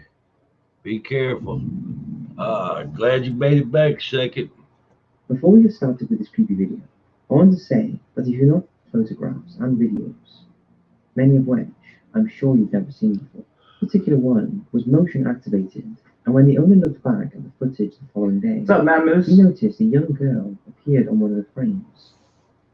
The girl appeared at around 7 p.m, and if you look closely at the top right corner, you can make out the image of a man behind a tree. People have pointed out that the girl does not appear to be dressed appropriately for the weather at the time, thought to be around 60 degrees, and she doesn't seem to have shoes on. She only appeared in one frame, and although this may not seem strange at first, this was taken on private property, which belonged to the guy whose camera this was, and no local houses or even paths are within half a mile. The question is, who is she, and what was she doing so in the fucking middle of the creepy. morning on private land? Some have, of course, said that she and the man could be ghosts. Others think maybe they were just lost and walking around. It's a skinwalker turning to human form. Today, it's still unexplained, and the man said that it hasn't been tampered with in any way. What do you think? Virginia Ghost. This next image was caught on a motion sensor camera outside a property in rural Virginia. The camera normally records in color, but apparently the color was drained out of this image, even though it was captured in daylight. Similar to the trail camera, this Hey, camera Carol. takes still photos and is How covered you by doing? What's even stranger about this image is that there are other cameras around the property, but this figure was not seen on any of them. Yeah, Klowns got some Although good this image was streams. covered, Like, if you're not subscribed to Klowns, just 15 you're seconds fucking up. You should. at full Go coverage. subscribe and At tune into first his it live was streams. thought that it was I mean, me and Ryan are in there quite someone often, so. But the video camera objects directly over the pool caught nothing. Oh, okay, Others Carol. think So what you it been could be a doing glitch today? or a bug, but the owner is looking for answers. What's your thoughts? Unexplained forest photo. This is another trail camera clip. Two friends from Finland bought a cheap one and Nice decided pickle to red test shirt, it thank you. by placing it in woodland, not far from one of their back gardens. They faced the camera towards a spot There we where they go. thought wild animals might be. Get in there, and left check it for out overnight. Big Deal. Big Deal got Well, the one next hell of a morning, channel. they returned to see what they'd caught. This was the first image. So what have you been Not doing particularly today, interesting, Carol? although there are some strange dots in the bushes. The next night, they repositioned the camera and stayed nearby to see if they could see what was triggering it. They saw nothing and decided to go home and leave the camera again. What's up, Shay? However, shortly after they left, the camera triggered and captured this. The following night, they left it out for one more time, but on returning in the morning, the That's camera weird. was gone. As they went back home, they spotted the camera Oh, lying face okay. down, close to the Sounds backyard. fun. Supposedly, the wire had been slashed, and after checking, they realized there Yeah, were well, we hope Big Deal will come in today. The last two are pretty much blank, but the first two There we are pretty go. interesting. The two friends got such a response on Reddit after posting them that they decided to set up a live Is it a cyclops? Or what do you call Although it? after setting A up their triclops? cameras, Three they eyes? haven't posted or given us any idea of what they thought they caught in those photographs. Counting on 4 Big Macs. You ate 4 Big Macs? And This no episode way. was You ate. uploaded There's by no Paranormal way. Investigator. No way. to And the 3 large channel fries. Cryptid and Paranormal. The clip is from an investigation Wilder and his team were called to in Rockland, California. What would I do if a ghost starts The to I'm gonna need owner better believed service there, that second. I just let it happen. I did it over with. transported after she had experienced some strange activity around the building. Yeah, The one team bar set ain't up gonna the cut it camera there and on waited. second. You need more service Initially, than that. nothing out of the ordinary happened, but when the store owner started playing some old-style music on an antique gramophone, something bizarre happened. That's a pretty good little phone company too. And then it has that figure over there. It looks like it's dancing. Like literally, like got rhythm and like. Oh yeah. Hey, missing a beat, man. Tapping the toes. Yeah. After the music gets turned off, this figure appears once again. This time sitting on the couch. He's just chilling. He's vibing. Leaning back with its arm hanging over the side. He's just fucking vibing, dog. Yeah.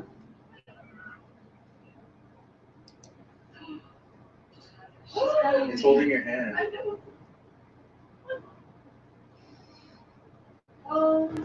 Is he like?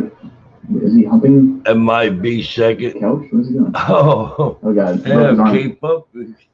You and your doggy having fun, huh? In the left-hand corner of the Glad screen. you're back, bro. Then, when the music stops, the figure moves to the couch and seems to drape itself over it. Then it seems to hold the hand of the store owner, and when she gestures it, the figure seems to hug her. I'm not sure about Kinect cameras, but some swear it's the best way to monitor paranormal activity. What's your take on the footage? Colorado Street Bridge. This next video is a strange one. It was taken by YouTuber Cora MK2, who among other videos, uploads dashcam footage taken while riding his motorbike. While this particular piece was Alright, captured on there, Colorado wrong Street Bridge second. in Pasadena. Alright, be careful, brother. That spans the Ario Second. Despite its splendid feat of engineering, the bridge has a long history of death and despair, and has a reputation as a suicide hotspot. Even when it was being constructed, it said one of the workers fell to his death and sunk into the wet cement below. Ooh, how's your dog doing, K-Folk? And during the Great Depression in the early 1930s, a high number of jumpers were recorded, and one in particular was very sad. A young mother called Martha Ward took her 3-year-old daughter Louise to the bridge with the intention of ending both their lives in 1937. She threw her baby first and then jumped herself.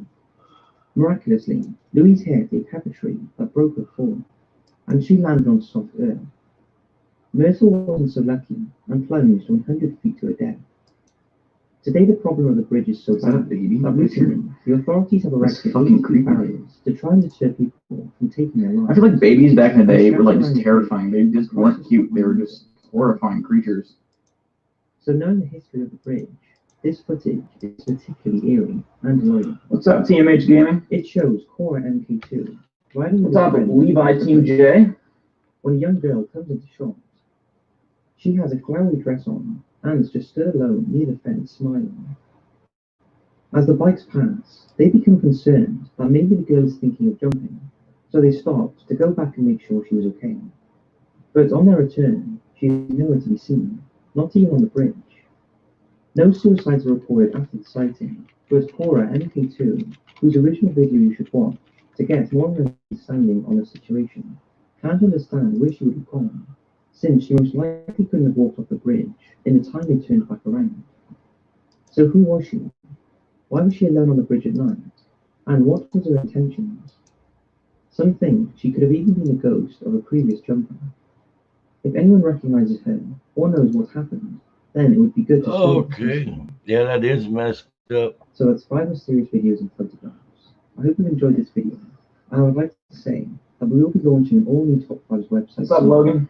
And it's going to be amazing. Ooh, Logan. We will have everything from frequent articles, personal stories, and even all new clothing. It should be released soon, so keep an eye out for a special launch video. Thanks for watching, and as always, we're going to switch over to some Nuke's Top 5s to get those vibes, you know. He's supposed to be uploading a video, hoping. He's doing that now.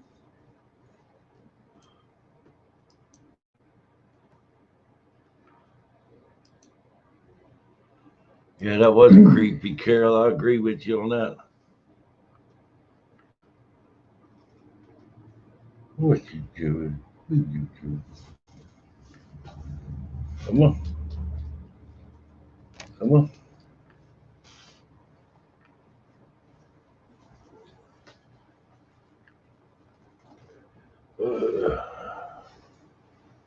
No, I'm Creepy dolls, why not? Everyone likes creepy Big dolls. Big Deal song. Live stream on Carol. I'm gonna go after dark there, K-Pop. Top 5 haunted dolls caught on tape. I'm gonna leave out about 8 or so. Okay. The stories you're about to see 5 were months just old. as they were reported by the video uploader. Yeah. Of course. It's up to you to decide what you believe. Yeah, that's Layla. She's 5 months old. 2017 Chapman University Survey of Fears found that more people are afraid of clowns than ghosts. So what happens? Clowns have never freaked me out. I don't think they're scary in the slightest. I don't understand it. You get Clyde the Clown. I don't know. Received this 35-year-old Clyde the Clown doll. Now that's a little creepy. I mean, that's just a weird. No dolls, The huh? doll has a history of strange, unexplained activity, like moving on its own, or sometimes being mysteriously found in a different location than it was originally left. One late night, the man sets up a I camera. think it's his and eyebrows that do it dog. for me. I don't like his eyebrows. 3:08 a.m. Just eyebrows would be This is what enough, they call huh? on tape. Oh, God. What you doing, Layla girl? I don't know. I don't see where that doll look that creepy.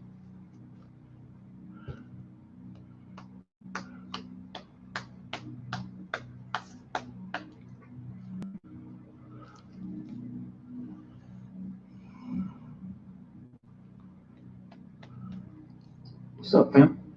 Ouchie, You're just trying to look at the camera.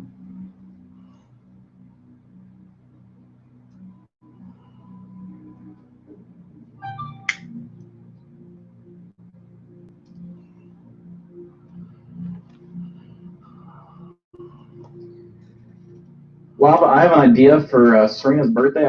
I'm going to buy this clown. I'm going to ship it to you, and I want you to surprise Serena with it, okay? That's awful nice of him. Hey, you ought to get a doll, send it to Carol. Carol would The appreciate it. doll seems to be moving its head. Footage looks even creepier when sped up to 3 times normal speed.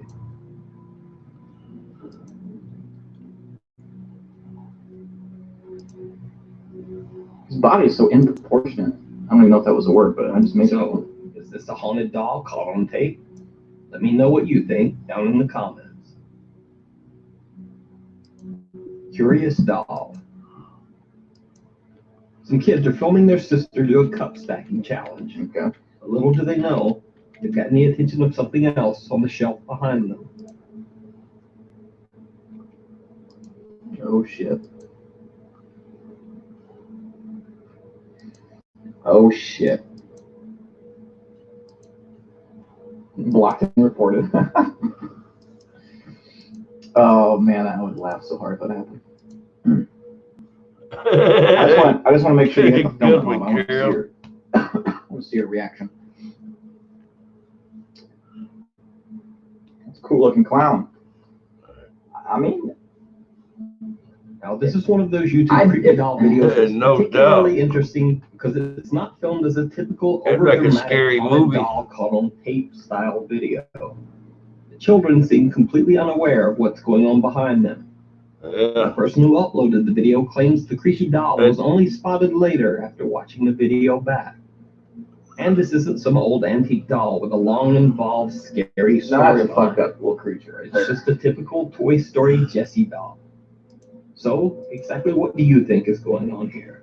Eli Buttmaster Down in the has returned, everyone. He has returned position. with a $20 donation. Next video. Hey guys, sorry I've been composition gone. doll from the early We missed you, 20th Eli. century. I'm glad that you're back. Composition dolls were made from a composite of mostly And of course, sawdust thank you and for the glue. donation, brother. In the 1940s, composition How you dolls were been? replaced by plastic dolls. This particular composition doll was found being sold amongst the collection of antiques at a local flea market.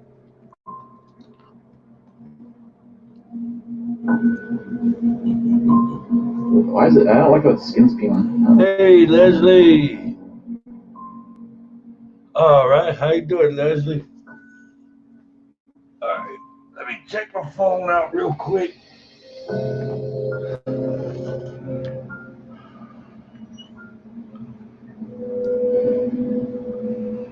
Yep. Eli's like a fan favorite in here.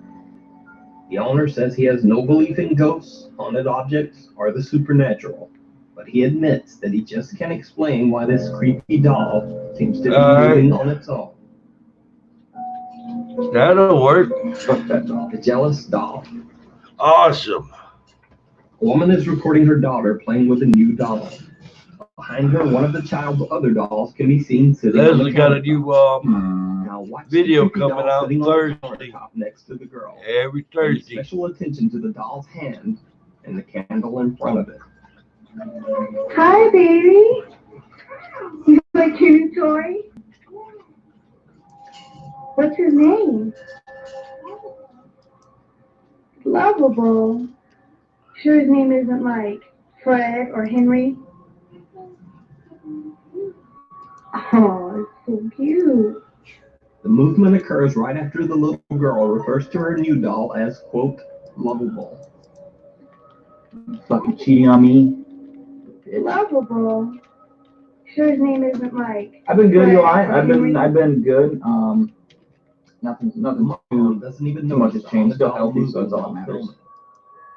Later on, when the whole family There is we watching go. the video, I just bought she Dill a notices whole that a collection candle of rolls across the combat counter sticks. just above her daughter's head. Combat sticks, all right? That's all. Every Thursday, Leslie However, puts her out a young new son video. was freaked out.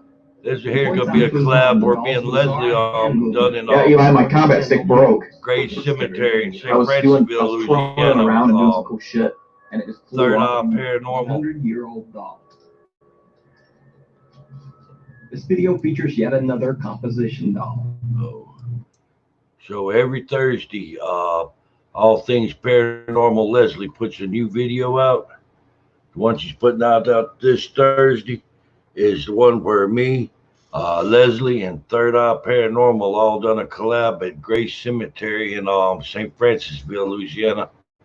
I dropped a link in the channel. Hope y'all don't miss it.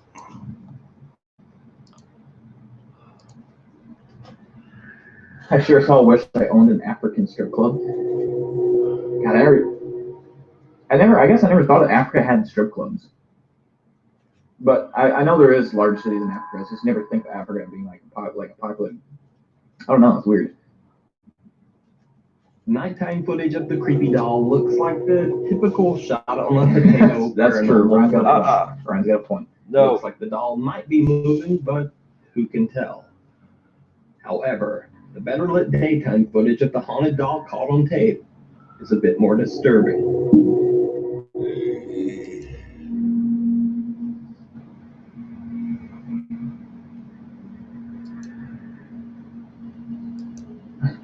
Bill doesn't deserve to be triggered. I must be protected at all costs. I'm precious. Ooh. What in the shit? I mean, that doll doesn't even have toes. He's just nubs. Oh yeah, Nick Expert. Still waiting for that song to come out, buddy. Grind that shit out, man. Japanese live doll. Now I'm including this. This is true. Ryan does, he does have eligibility that some people just don't sure have. what's going on. You like that? There's a Japanese wordage site there. called I feel like that was Nico smart. Live, It so it's says basically eligibility. like the Japanese version of Twitch, except since it's Japanese, it's like a very weird version of Twitch. For example, in this live stream, a grown man is playing with his doll collection, and then this happens. かわいい。ちょっと髪型もっさりしてるな。もっさりしてるな。なんかおかしいな、やっぱり。 Yep. Tomorrow night, Leslie's gonna be doing a live at 6 o'clock. I moved. I saw that. In this live broadcast, the doll's eyes seem to actually move. Oh, is it's illegal to have strip clubs in Africa? Immediately went viral. So is this a live broadcast of a creepy haunted doll? Let me know what you think. Now, whether you believe in haunted dolls, whether you're freaked out by creepy clowns, or even whether you believe any of these clips are real or not, I'm certainly not here to share your conviction. You're very welcome, I would Leslie. love to know what you personally think. Tomorrow night, Leslie's gonna have a down in the live comments stream below. 6 o'clock Thanks for watching. If Central. you enjoyed the video, please subscribe and be sure to hit that little bell icon to turn on notifications. I mean, Nuke's Top 5 subscribed to me. Has he subscribed to you guys? I didn't think so. I don't care. Let's see another video.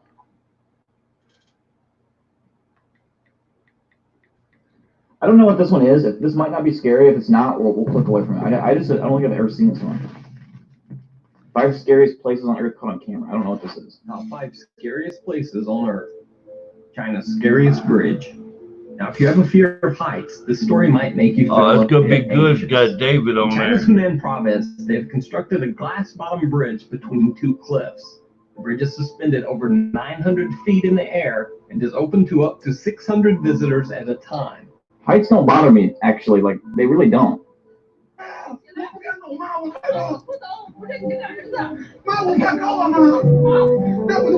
As long as I know I'm safe on height, I should say. Like, if I was on a skyscraper with no harnesses or nothing, like just walking on a ledge, different story.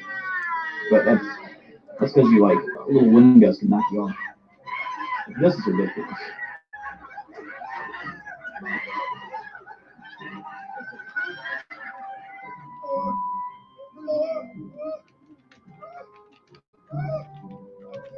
And if the glass bridge is just not scary enough for you, there's also a glass walkway that winds around the edge of a cliff at a breathtaking height of over 3,500 feet. Even scarier, nice. At one point on the walkway, there's a glass section that seems to shatter and crack right under your feet.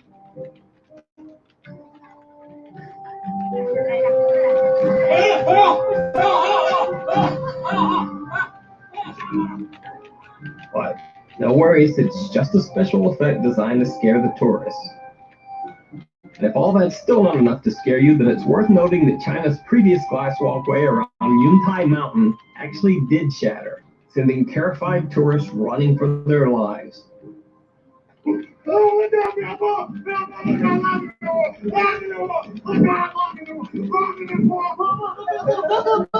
Fam, just hang on the railing.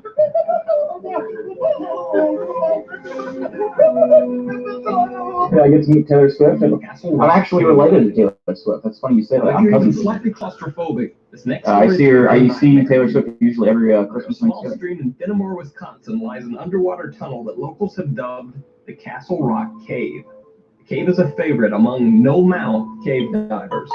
The reason they're called no-mount cave divers. This is a different story. This is I'm a little bit claustrophobic. To actually remove the oxygen tanks mounted on their backs just to fit through the narrow cavern.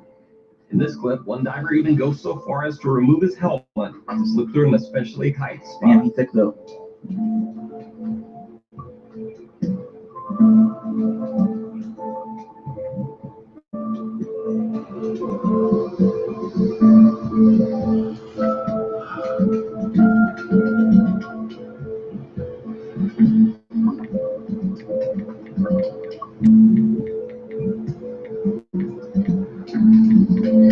What's up, Andrea? Klowns is getting a kick out of watching people get scared. I respect that. Absolutely. Oh, ain't that freakier being underwater in a place like that. My God. All righty, y'all. That was big deal. He's the real deal. Hell yeah, I'm gonna go check it out and see. I don't know if I'll be able to get in there for sure or not, but I'm gonna go check it out. But I'm gonna do something tonight and have a video going tonight. I've got a couple of things. If I have to, I'll go to freaking Alabama to go do an investigation. Ooh, I know a couple of places in Alabama to go check out. But all righty, we'll run another one. Hoping y'all are liking the content. Something to do while we've got this lockdown going on. Let's see if we can keep this interesting. If y'all would hit that, smash that bell for me.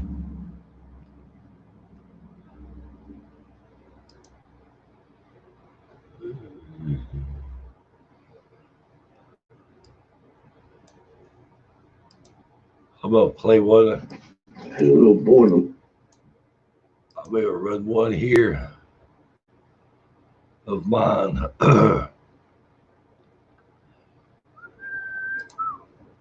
A teaser on it.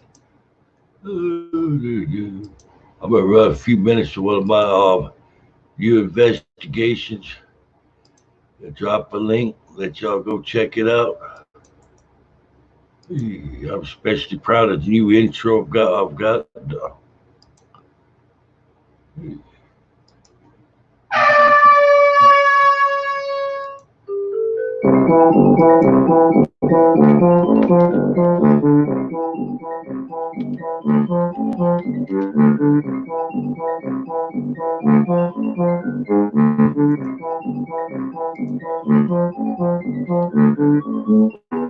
All right. What's up, fam?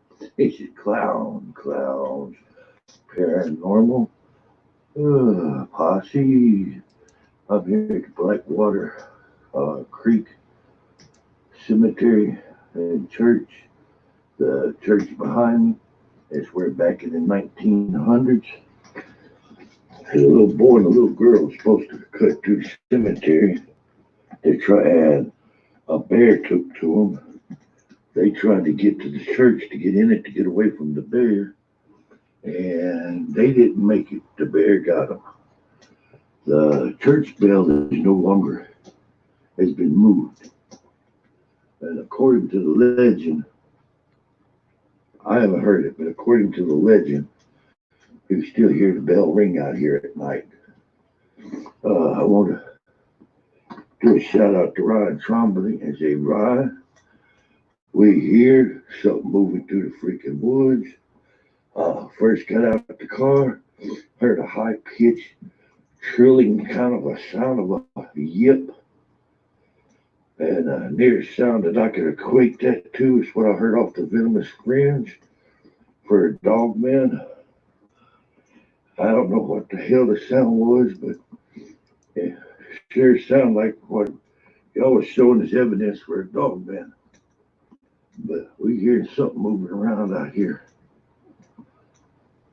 But we hear to do a spirit box session.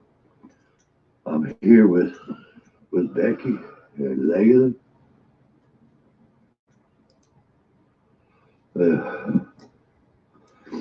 Let's go in here and find out if we can get any evidence of paranormal.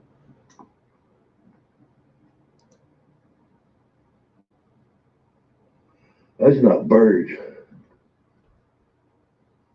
Becky. Hello, Oracles. How you doing? Hope you've had an awesome day. Sound in the background. But it don't sound like no damn bird either.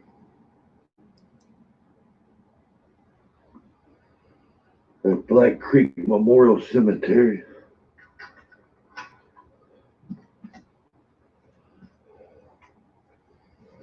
There's a house over here close by us. I'm going to shine the light on it.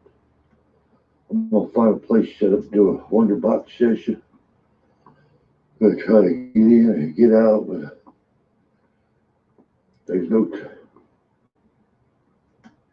there isn't any signs up for no trespassing or for when this place will be closed down for dusk to dawn or anything like that. So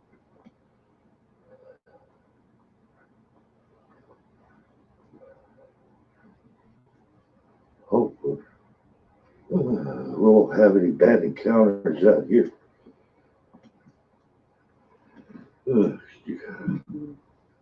How's a whippoorwill?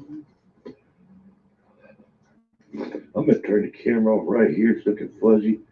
I'm going to turn it back on and try another. All right. Sorry, I hate to turn that camera off. Absolutely, Leslie. I agree. I didn't like the quality. That was awesome. The view. James Joyce, 1856 to 1950. That was an awesome time.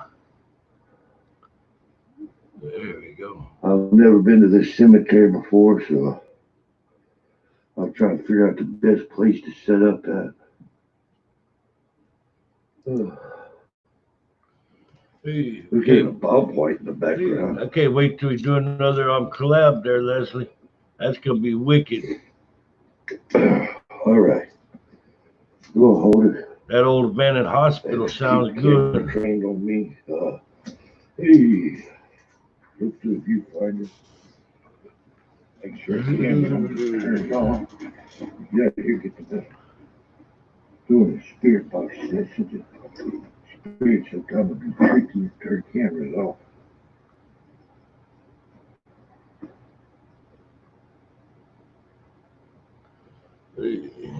All right.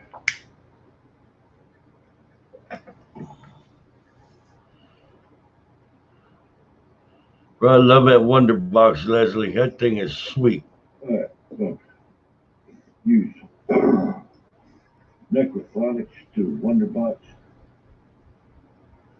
Get everything set up. Y'all use headphones. If you hear anything, see anything that we missed, leave comments below.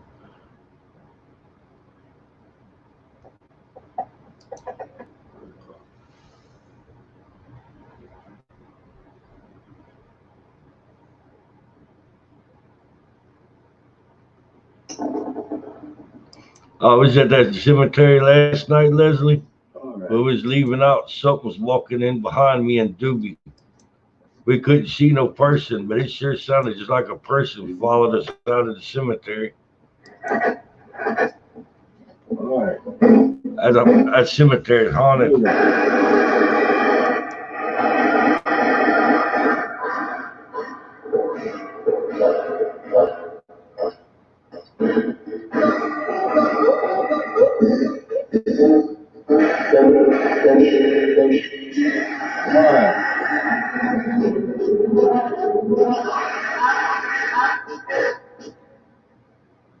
Alright, just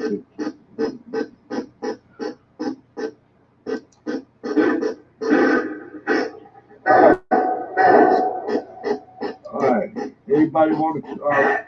Anybody want to talk?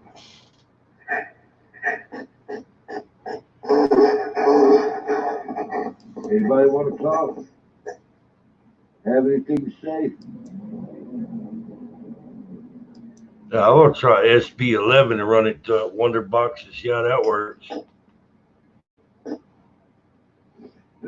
Have anything to talk about?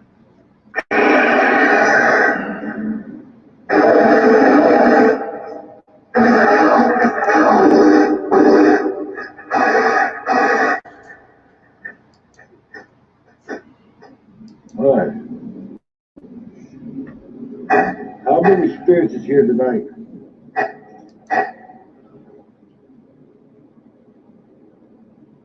How many spirits are here tonight?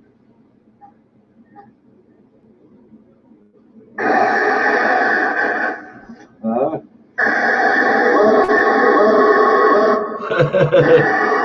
Hey, Gothka, how you doing?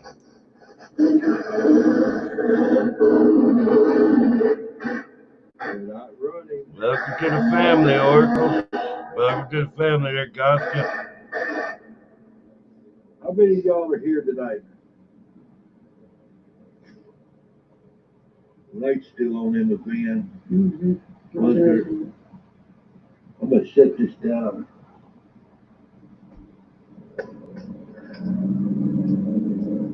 That's it. Get some. Get some. Light out my van. I hate to get rid of it. All right. 5. Okay. All right. Becky, we'll get Becky to cut the light off in the van real quick. I've got that lantern on the back behind the seat there, Becky. All right. Anybody want to talk? I mean, no, we don't mean any disrespect. No disrespect meant we come in peace. Well, we're friendly. I asked him last night if he liked peanut butter. Was out there same cemetery last night. Hey, John Wesley. Is John Wesley here? I don't think he liked peanut butter either. By God. Is John Wesley here?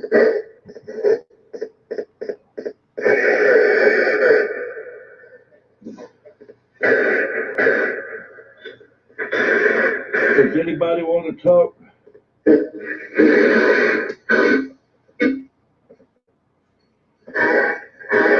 Hello.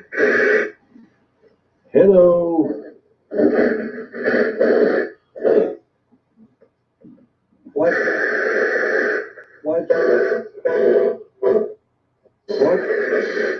What's your name?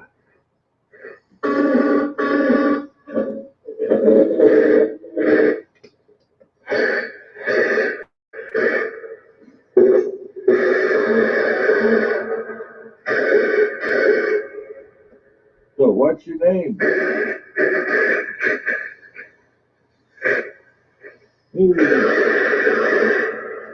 Is there any bishops here? Hey, just mind the neck, officer.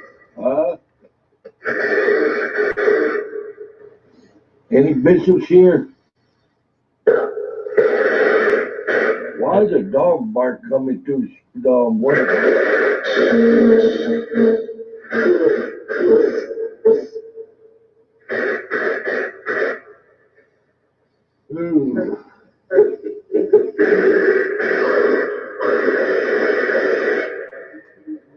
What? This might be. Is there a John Wesley Bishop here?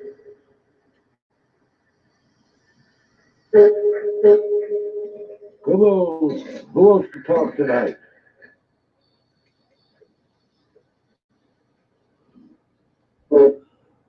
Run. We keep getting a lot of runs. Are we in danger for being here? That place wasn't threatening us. It was trying to get us to leave. There's something bad there, and it was trying to get us to leave. I think it's being protective. I do believe it's trying to protect us with something out there.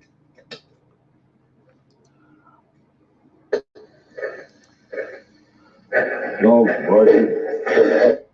You hear dogs barking? When you start having dogs barking, paranormal shit kicks off. That's dogs it, Goska. I agree. We have a lot of something's in the bushes. We got dogs barking. I don't know if it's a wild animal or what. We hear sticks breaking, but we keep getting a lot of leaves, wood, a dog barking coming across the Wonder Bucks. I think we're being warned to leave. It's not being aggressive. They don't want us here to leave. I think they're trying to look out for us. Are we in any danger being here?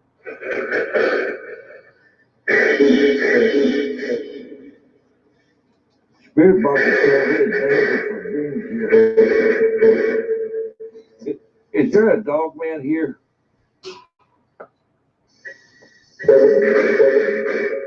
Is there a large humanoid type thing with a human looking thing with a dog head moves around here?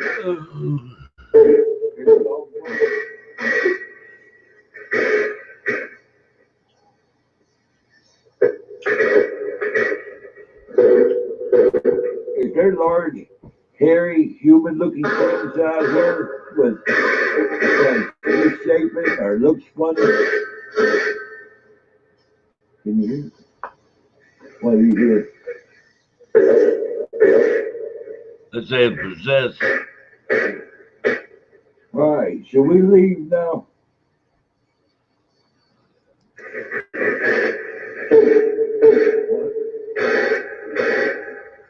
Let's say back. I could draw the dog man in too. All right. Hello, everybody. This is Klowns Paranormal Posse. There's something big moving sticks and stuff traveling around in the woods around the cemetery. We're getting a whole lot of leaves, but it's not a big malevolent or malicious toward us. I'm thinking it's telling us to leave because we asked if we're in danger and it's saying yes. I think the spirit's here trying to warn us we're in danger and we should leave. Are we in any danger here? Now it's saying no.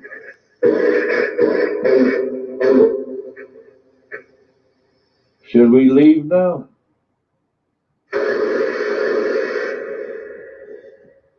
Are you hearing funny things? I'm gonna cut Spirit Wonder Box off in a second. We hear something crazy. That wasn't no dog, was it? What is that? We we hear something that sounds like a goddamn dog, man, you can hear sounds of off from the venomous friends, some kind of crazy animal sound. But it's not a sound me or Becky, the one, recognizes. And we grew up in the country all of our life. It's not a dog. It's not a wild hog. It's not a bear. I'm putting the Wonder Box up. We're going to do a tour of the cemetery and see huh? All right, we're going to put up the Wonder Box.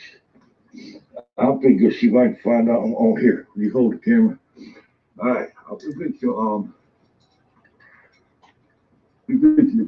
the Wonder Box up. We're gonna do a tour of the cemetery, see if we can find what's making this screeching sound. We don't recognize it. What are we getting closer? It sounds like it's getting closer. Yeah. I have to. I want to be able to run. But I'll be honest, this has got the crap scared out of me. But we gotta get this sound on video. We didn't come out here to run. We come out here to investigate. Yes, stop.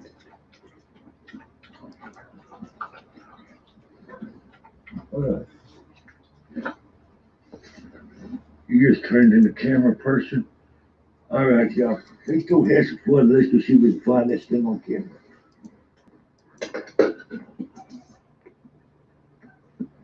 That's it. All in it together, Gothka. All right. Here's a link to my channel. It was in front of us. You can hear the scream in the background.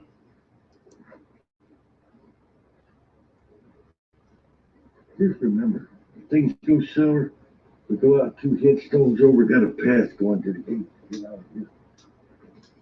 Walk, don't run. Where it was stopped.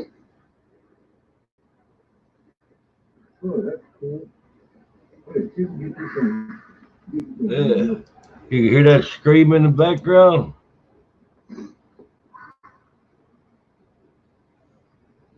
Yeah, that's a shame. That's a nice work.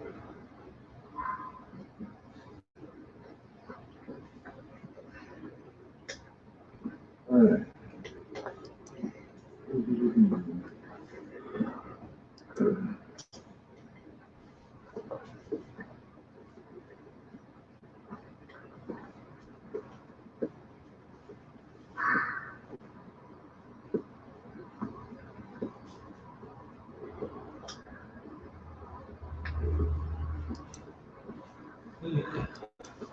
I had a really creepy scream coming out the woods. Mm-hmm. There's like something coming over the fence out here. Show the camera where they can see it. As you can see here, this fence wire is all bent up. Bar is bent. Something been coming over this and into the cemetery. What? Yep, there's a sneak peek. We should go check out my channel. You can see the rest of this video. There's a link to it. I'm gonna try not to spend too much time playing my videos out through here. I like playing other people's videos, try to help out other channels. Went back last night. Ryan Trombley was telling me, he's from the Venomous Fringe, that the sound sounded him like might be a vixen fox out there doing that squalling. That's what he seemed to think it is.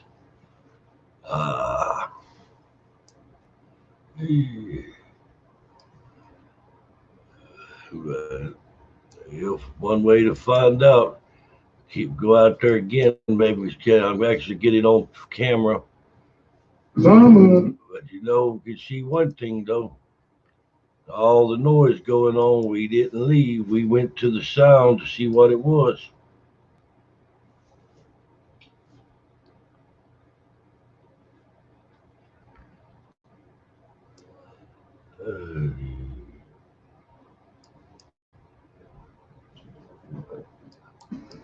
All righty. We're gonna play. There we go. We can run one by All Things Paranormal Leslie. Let's see.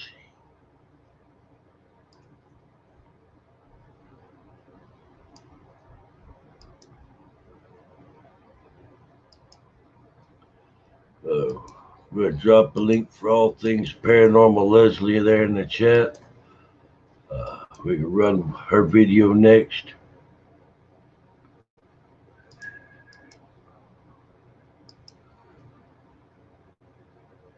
That was a freaky sound, David. I ain't never heard nothing like that before. But I'll tell you what, you didn't see me run from it. Huh.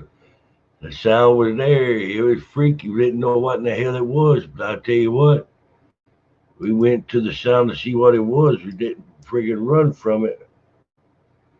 That was a very interesting night.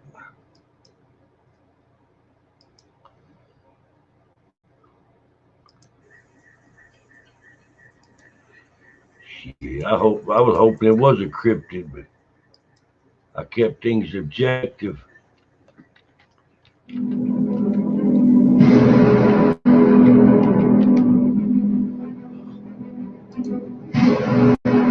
If you notice, I never said or say what it was, just what it thought it might be. I don't jump to conclusions on stuff. That's why in the title I've got in there, we were screamed at by skinwalkers and left a question mark. Because I didn't know what in the hell it was.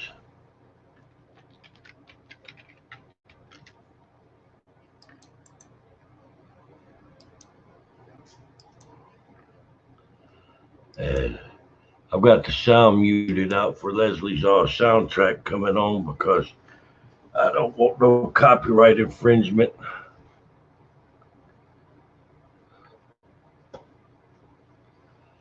Alrighty. I hate doing that too because that's the awesome music she's got. If y'all can, go check out Leslie's channel if you hadn't seen it before. Hit that like, share, and subscribe button. Ring that bell. Tomorrow night at 6 o'clock Central, Leslie's going to have a live stream. And on every Thursday, Leslie releases a new video.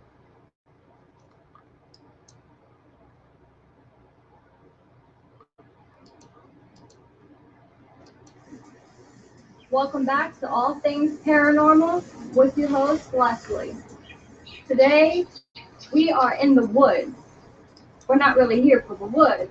We're actually here for this bridge that I'm actually standing underneath. Rumor has it that there were KKK members that did some really awful things. There was also a witch that was supposedly hung, along with woods full with devil worshippers. So, we're here tonight to see if any of those rumors are true and who or what would like to speak to us. And could the KKK members have something to do with the devil worshipping? Was it really animal sacrifices? Or were they into some racist sacrificial things? Stay tuned. Join us. So this is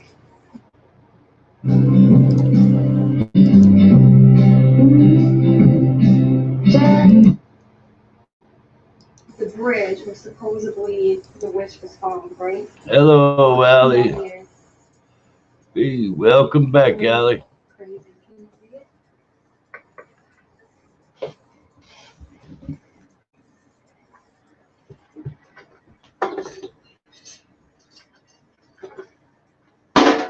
Gone. Orange. Now the orange is going like that quickly. Look at this. We definitely have some kind of movement here. No, put it on me.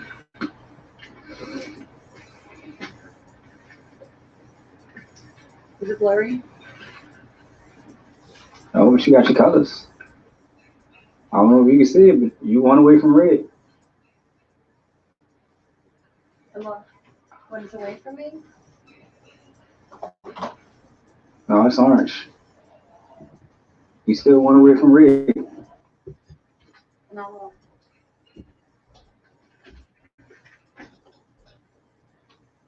I'm orange.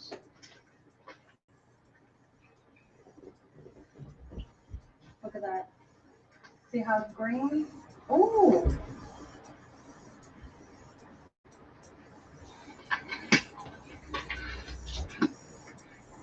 So it is me.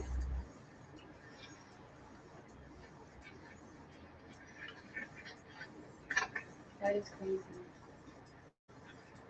What is?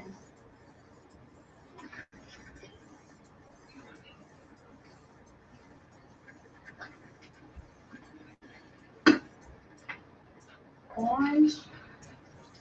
Orange, still no yellow, drop down. Now it's 1 green, 2 green, yellow, orange.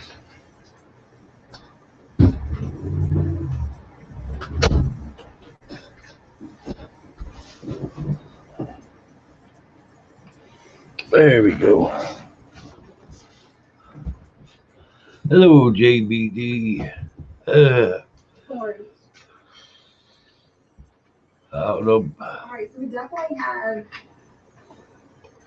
ratings from the EMF reader. Oh, doing good there, Allie. How are you doing? We'll keep this lit off.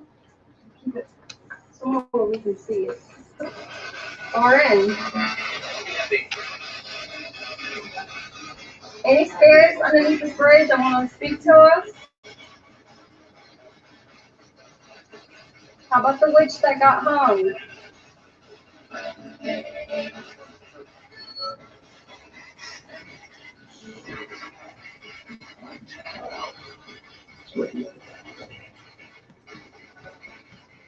Anything demonic out here want to speak to us? Where there's sacrifices?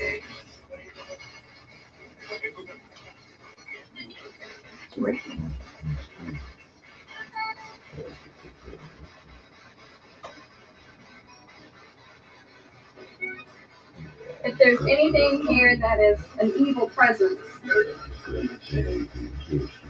can you light up the EMF reader for me, please? Light it up red.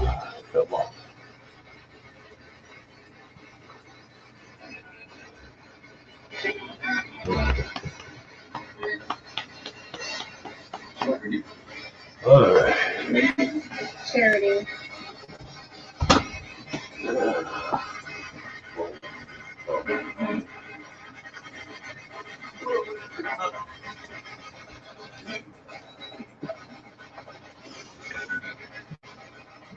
Was the story with the witch real?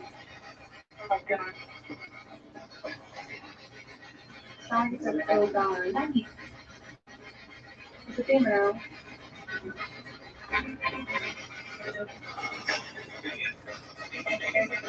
Can you make some kind of disturbance in this water?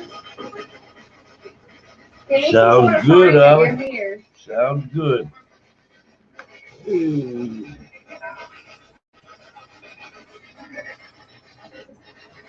Make a splash in the water.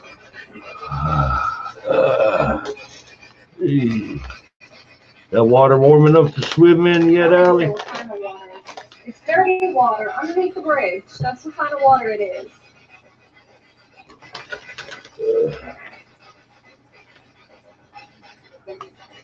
Any spirits need to go to the light?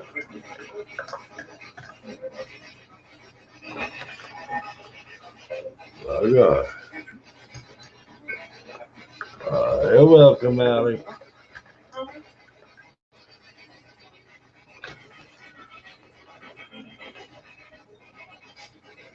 Dang, lit up.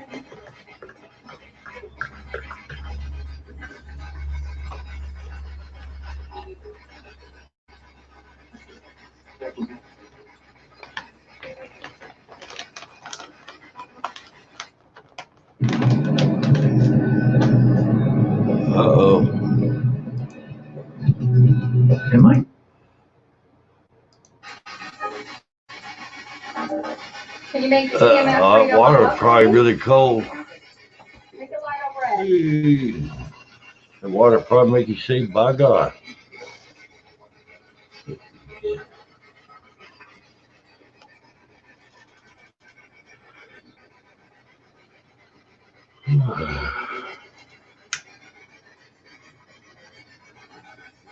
Are you in the water?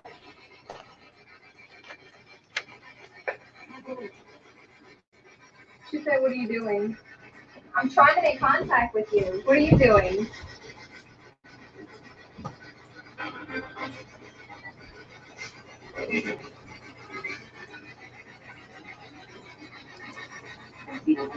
Were you wrongfully murdered? Is that your house that's at the end of this road? Ooh, well. Another month or so, it ought to be warmed up for you, Allie.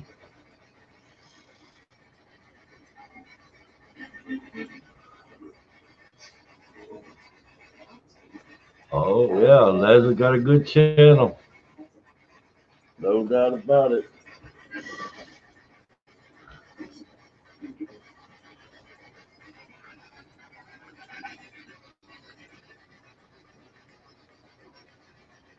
Where at underneath this bridge were you hung?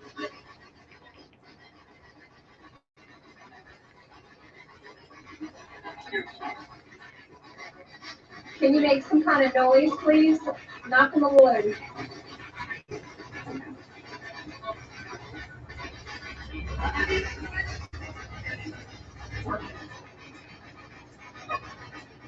You need some kind of proof that they had devil worshipping and a witch tongue and KKK. Look at this. You know what to say. And this is what faith. And this is H-A. Look. S-A-T-A-N. Satan. What does it say? Is it a big word? I don't know. Good? It sounded like it.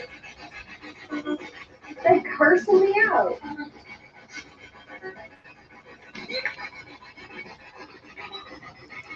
It's getting dark. Yeah.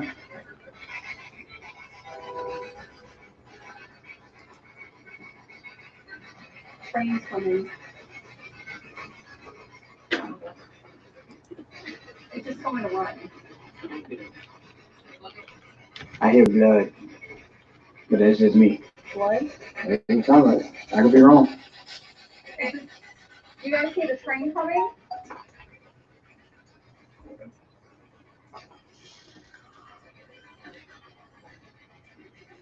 I'm looking for signs to see if there's any kind of signs, you know, like Satanists or the witch.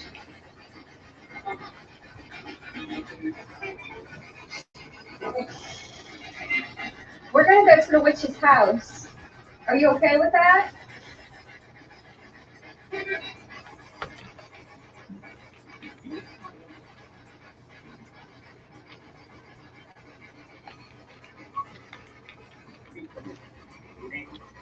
Did you hear whistling?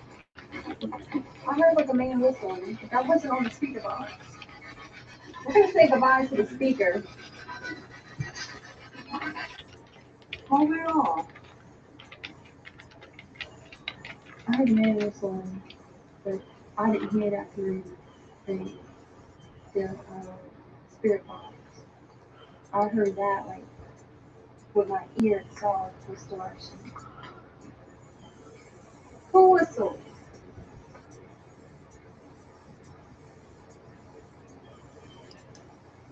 You don't see anybody? No.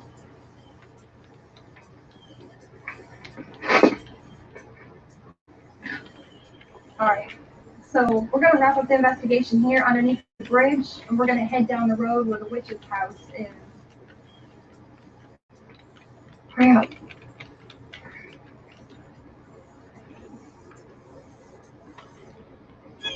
I'll move it a little bit. There it is, right there. The red. I asked it to light up red, and it did. Right as we're leaving.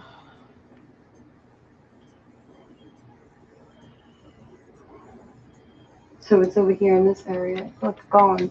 Gone. Look at that. It's moving. Look.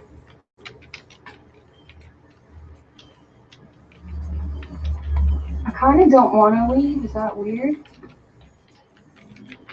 I think it's all weird. Alright. Look at that. So maybe it happened, something happened here from underneath the railroad.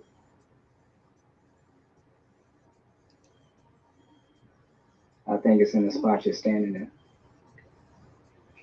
It's coming down. It's like it's going in and out. Yeah. Apartments.com puts more renters in new homes than any other website. How? By snip.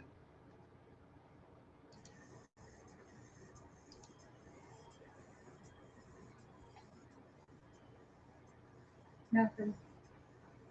I mean, it's orange, but it's not red. So to me, it's moving. Look.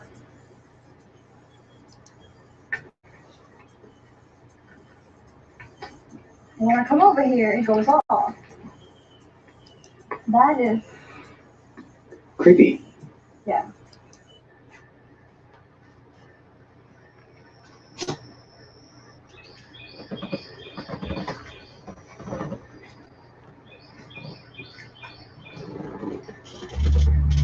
Are there any occult spirits here with us?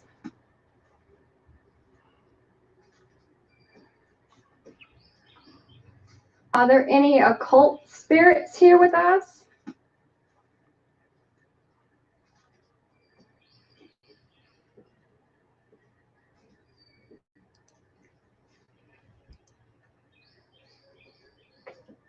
Any victims from the KKK who want to speak?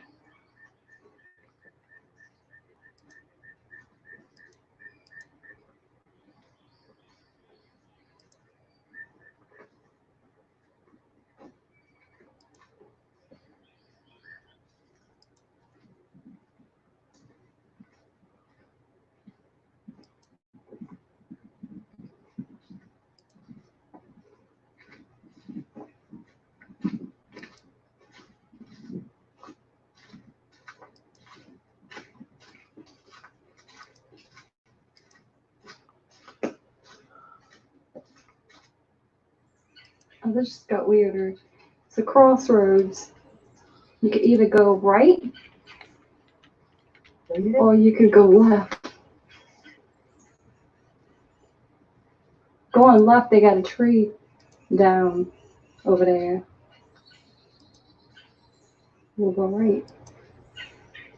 Maybe that's why they have this right here.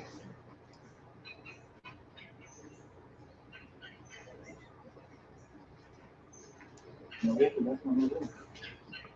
That tree I went to.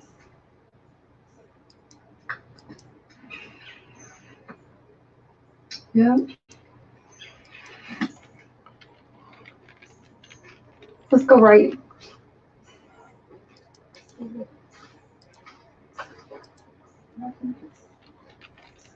There's another sign.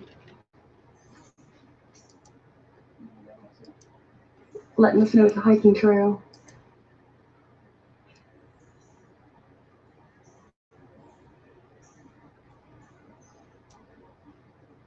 Window pointed out sunglasses in the tree. How freaky it is. Got mud on it and everything. Did someone get sacrificed back here? Creepy. No, I heard noises behind me, so. Any spirits with us? Hopefully not. Would you guys like to speak to Window?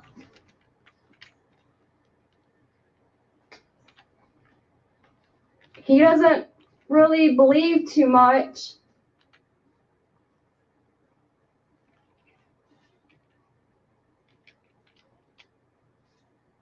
Look at that tree.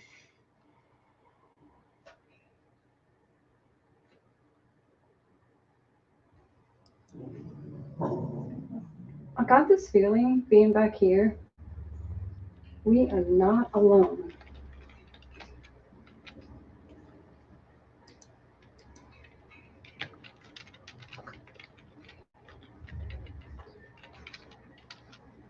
We might go the other direction.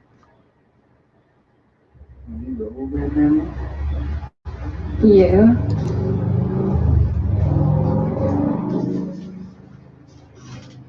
Mm-hmm.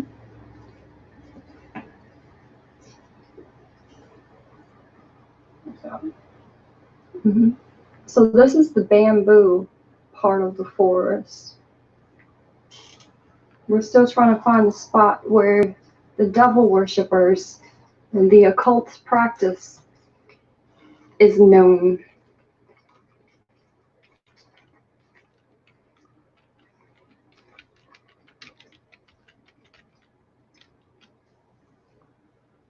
Sound like footsteps.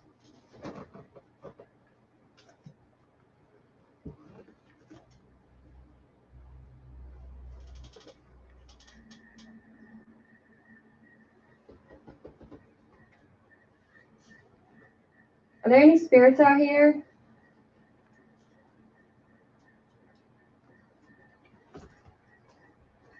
Is this where the devil worshipping took place at? Occult practices? Sacrifices?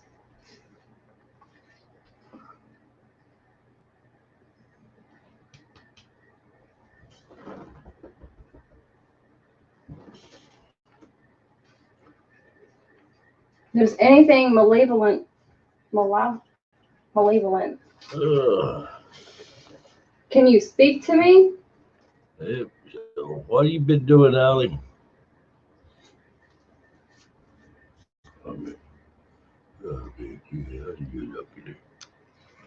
She's a good girl. Yeah. She's a good girl.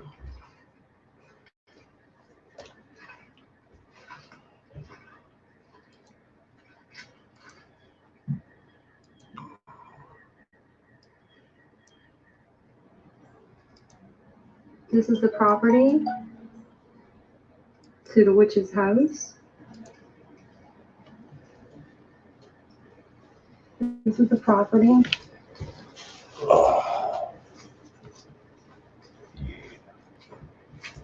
Yeah, she's a good girl. This is the house. Yeah, she's Layla girl. What you doing, Layla girl?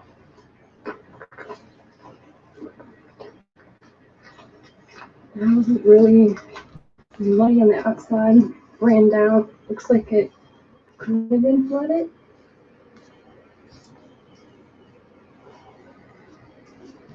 Huh. Oh, pretty much everything but the music here, Allie. Been spending a good bit of time with Layla here. Yeah. Look at the fireplace. Layla's a good girl.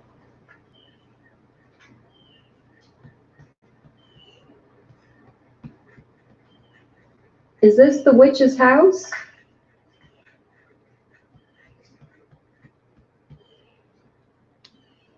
Oh, that's a good girl.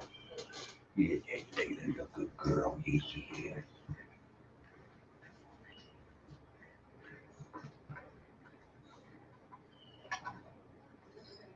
Anybody here wants to speak to me? Oh, 5 months old. Light up my EMF reader. Let me know you're here. Yeah, she's a good girl. Yeah. No, you can't eat my hat. No, can't eat my hat. No. That's my It's not even cool tile, it's brick. Ceiling. Oh, that house looked there. Looked like it must have been something back before they invented EMF reader is electricity. not My God. lighting up. So we're just gonna walk around the house for a bit. Like there's nothing in here. The entire place is gutted. smells really bad. Holy cow!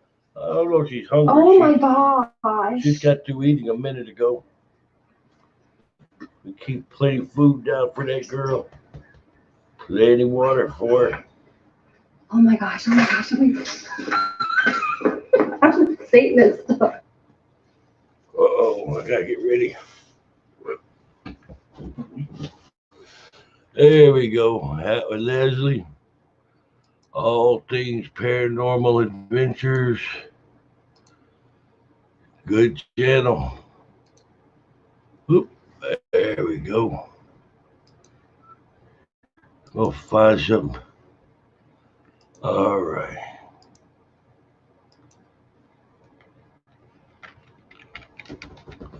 I'll figure out something to show here.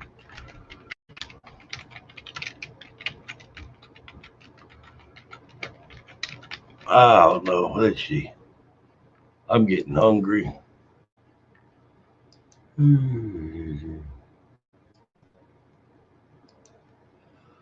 All right, everybody. Yeah, that was messed up. I think go get something to eat. I believe I'm gonna call it quits on this for now. I'll just rest up a little bit. I think go to ghost hunt tonight. Got some booger hunting to do. I'll make my mind up on whether or not I want to get a haircut or not.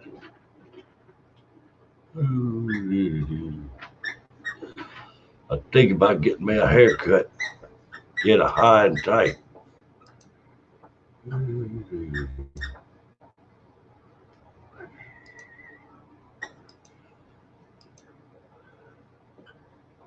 All right there, Allie.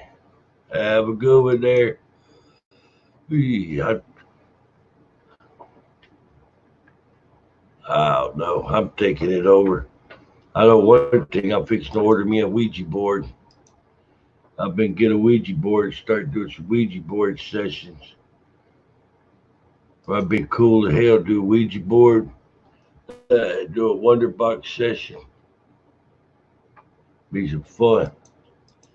I might even get a brand new jar of peanut butter for the occasion. By God. All right, everybody. This is Klowns Paranormal Posse. I had a lot of fun here today. Shared out some videos from the good channels. I figure wind her up, shut it down. Hope y'all have a good night.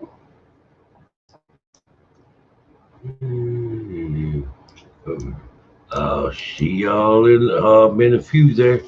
All right there, Allie. You have a good night there, Allie. Keep up. Want to say thanks to everybody that came today. Appreciate y'all so much. Big shout out to our first line responders, emergency, medical, like EMTs, paramedics, doctors, nurses, firefighters, police, service people overseas. They do an awful lot there for us. A lot of time being underappreciated. All right there, David Vingman. Appreciate y'all. I'll figure shut it down, and I'll see you in a few.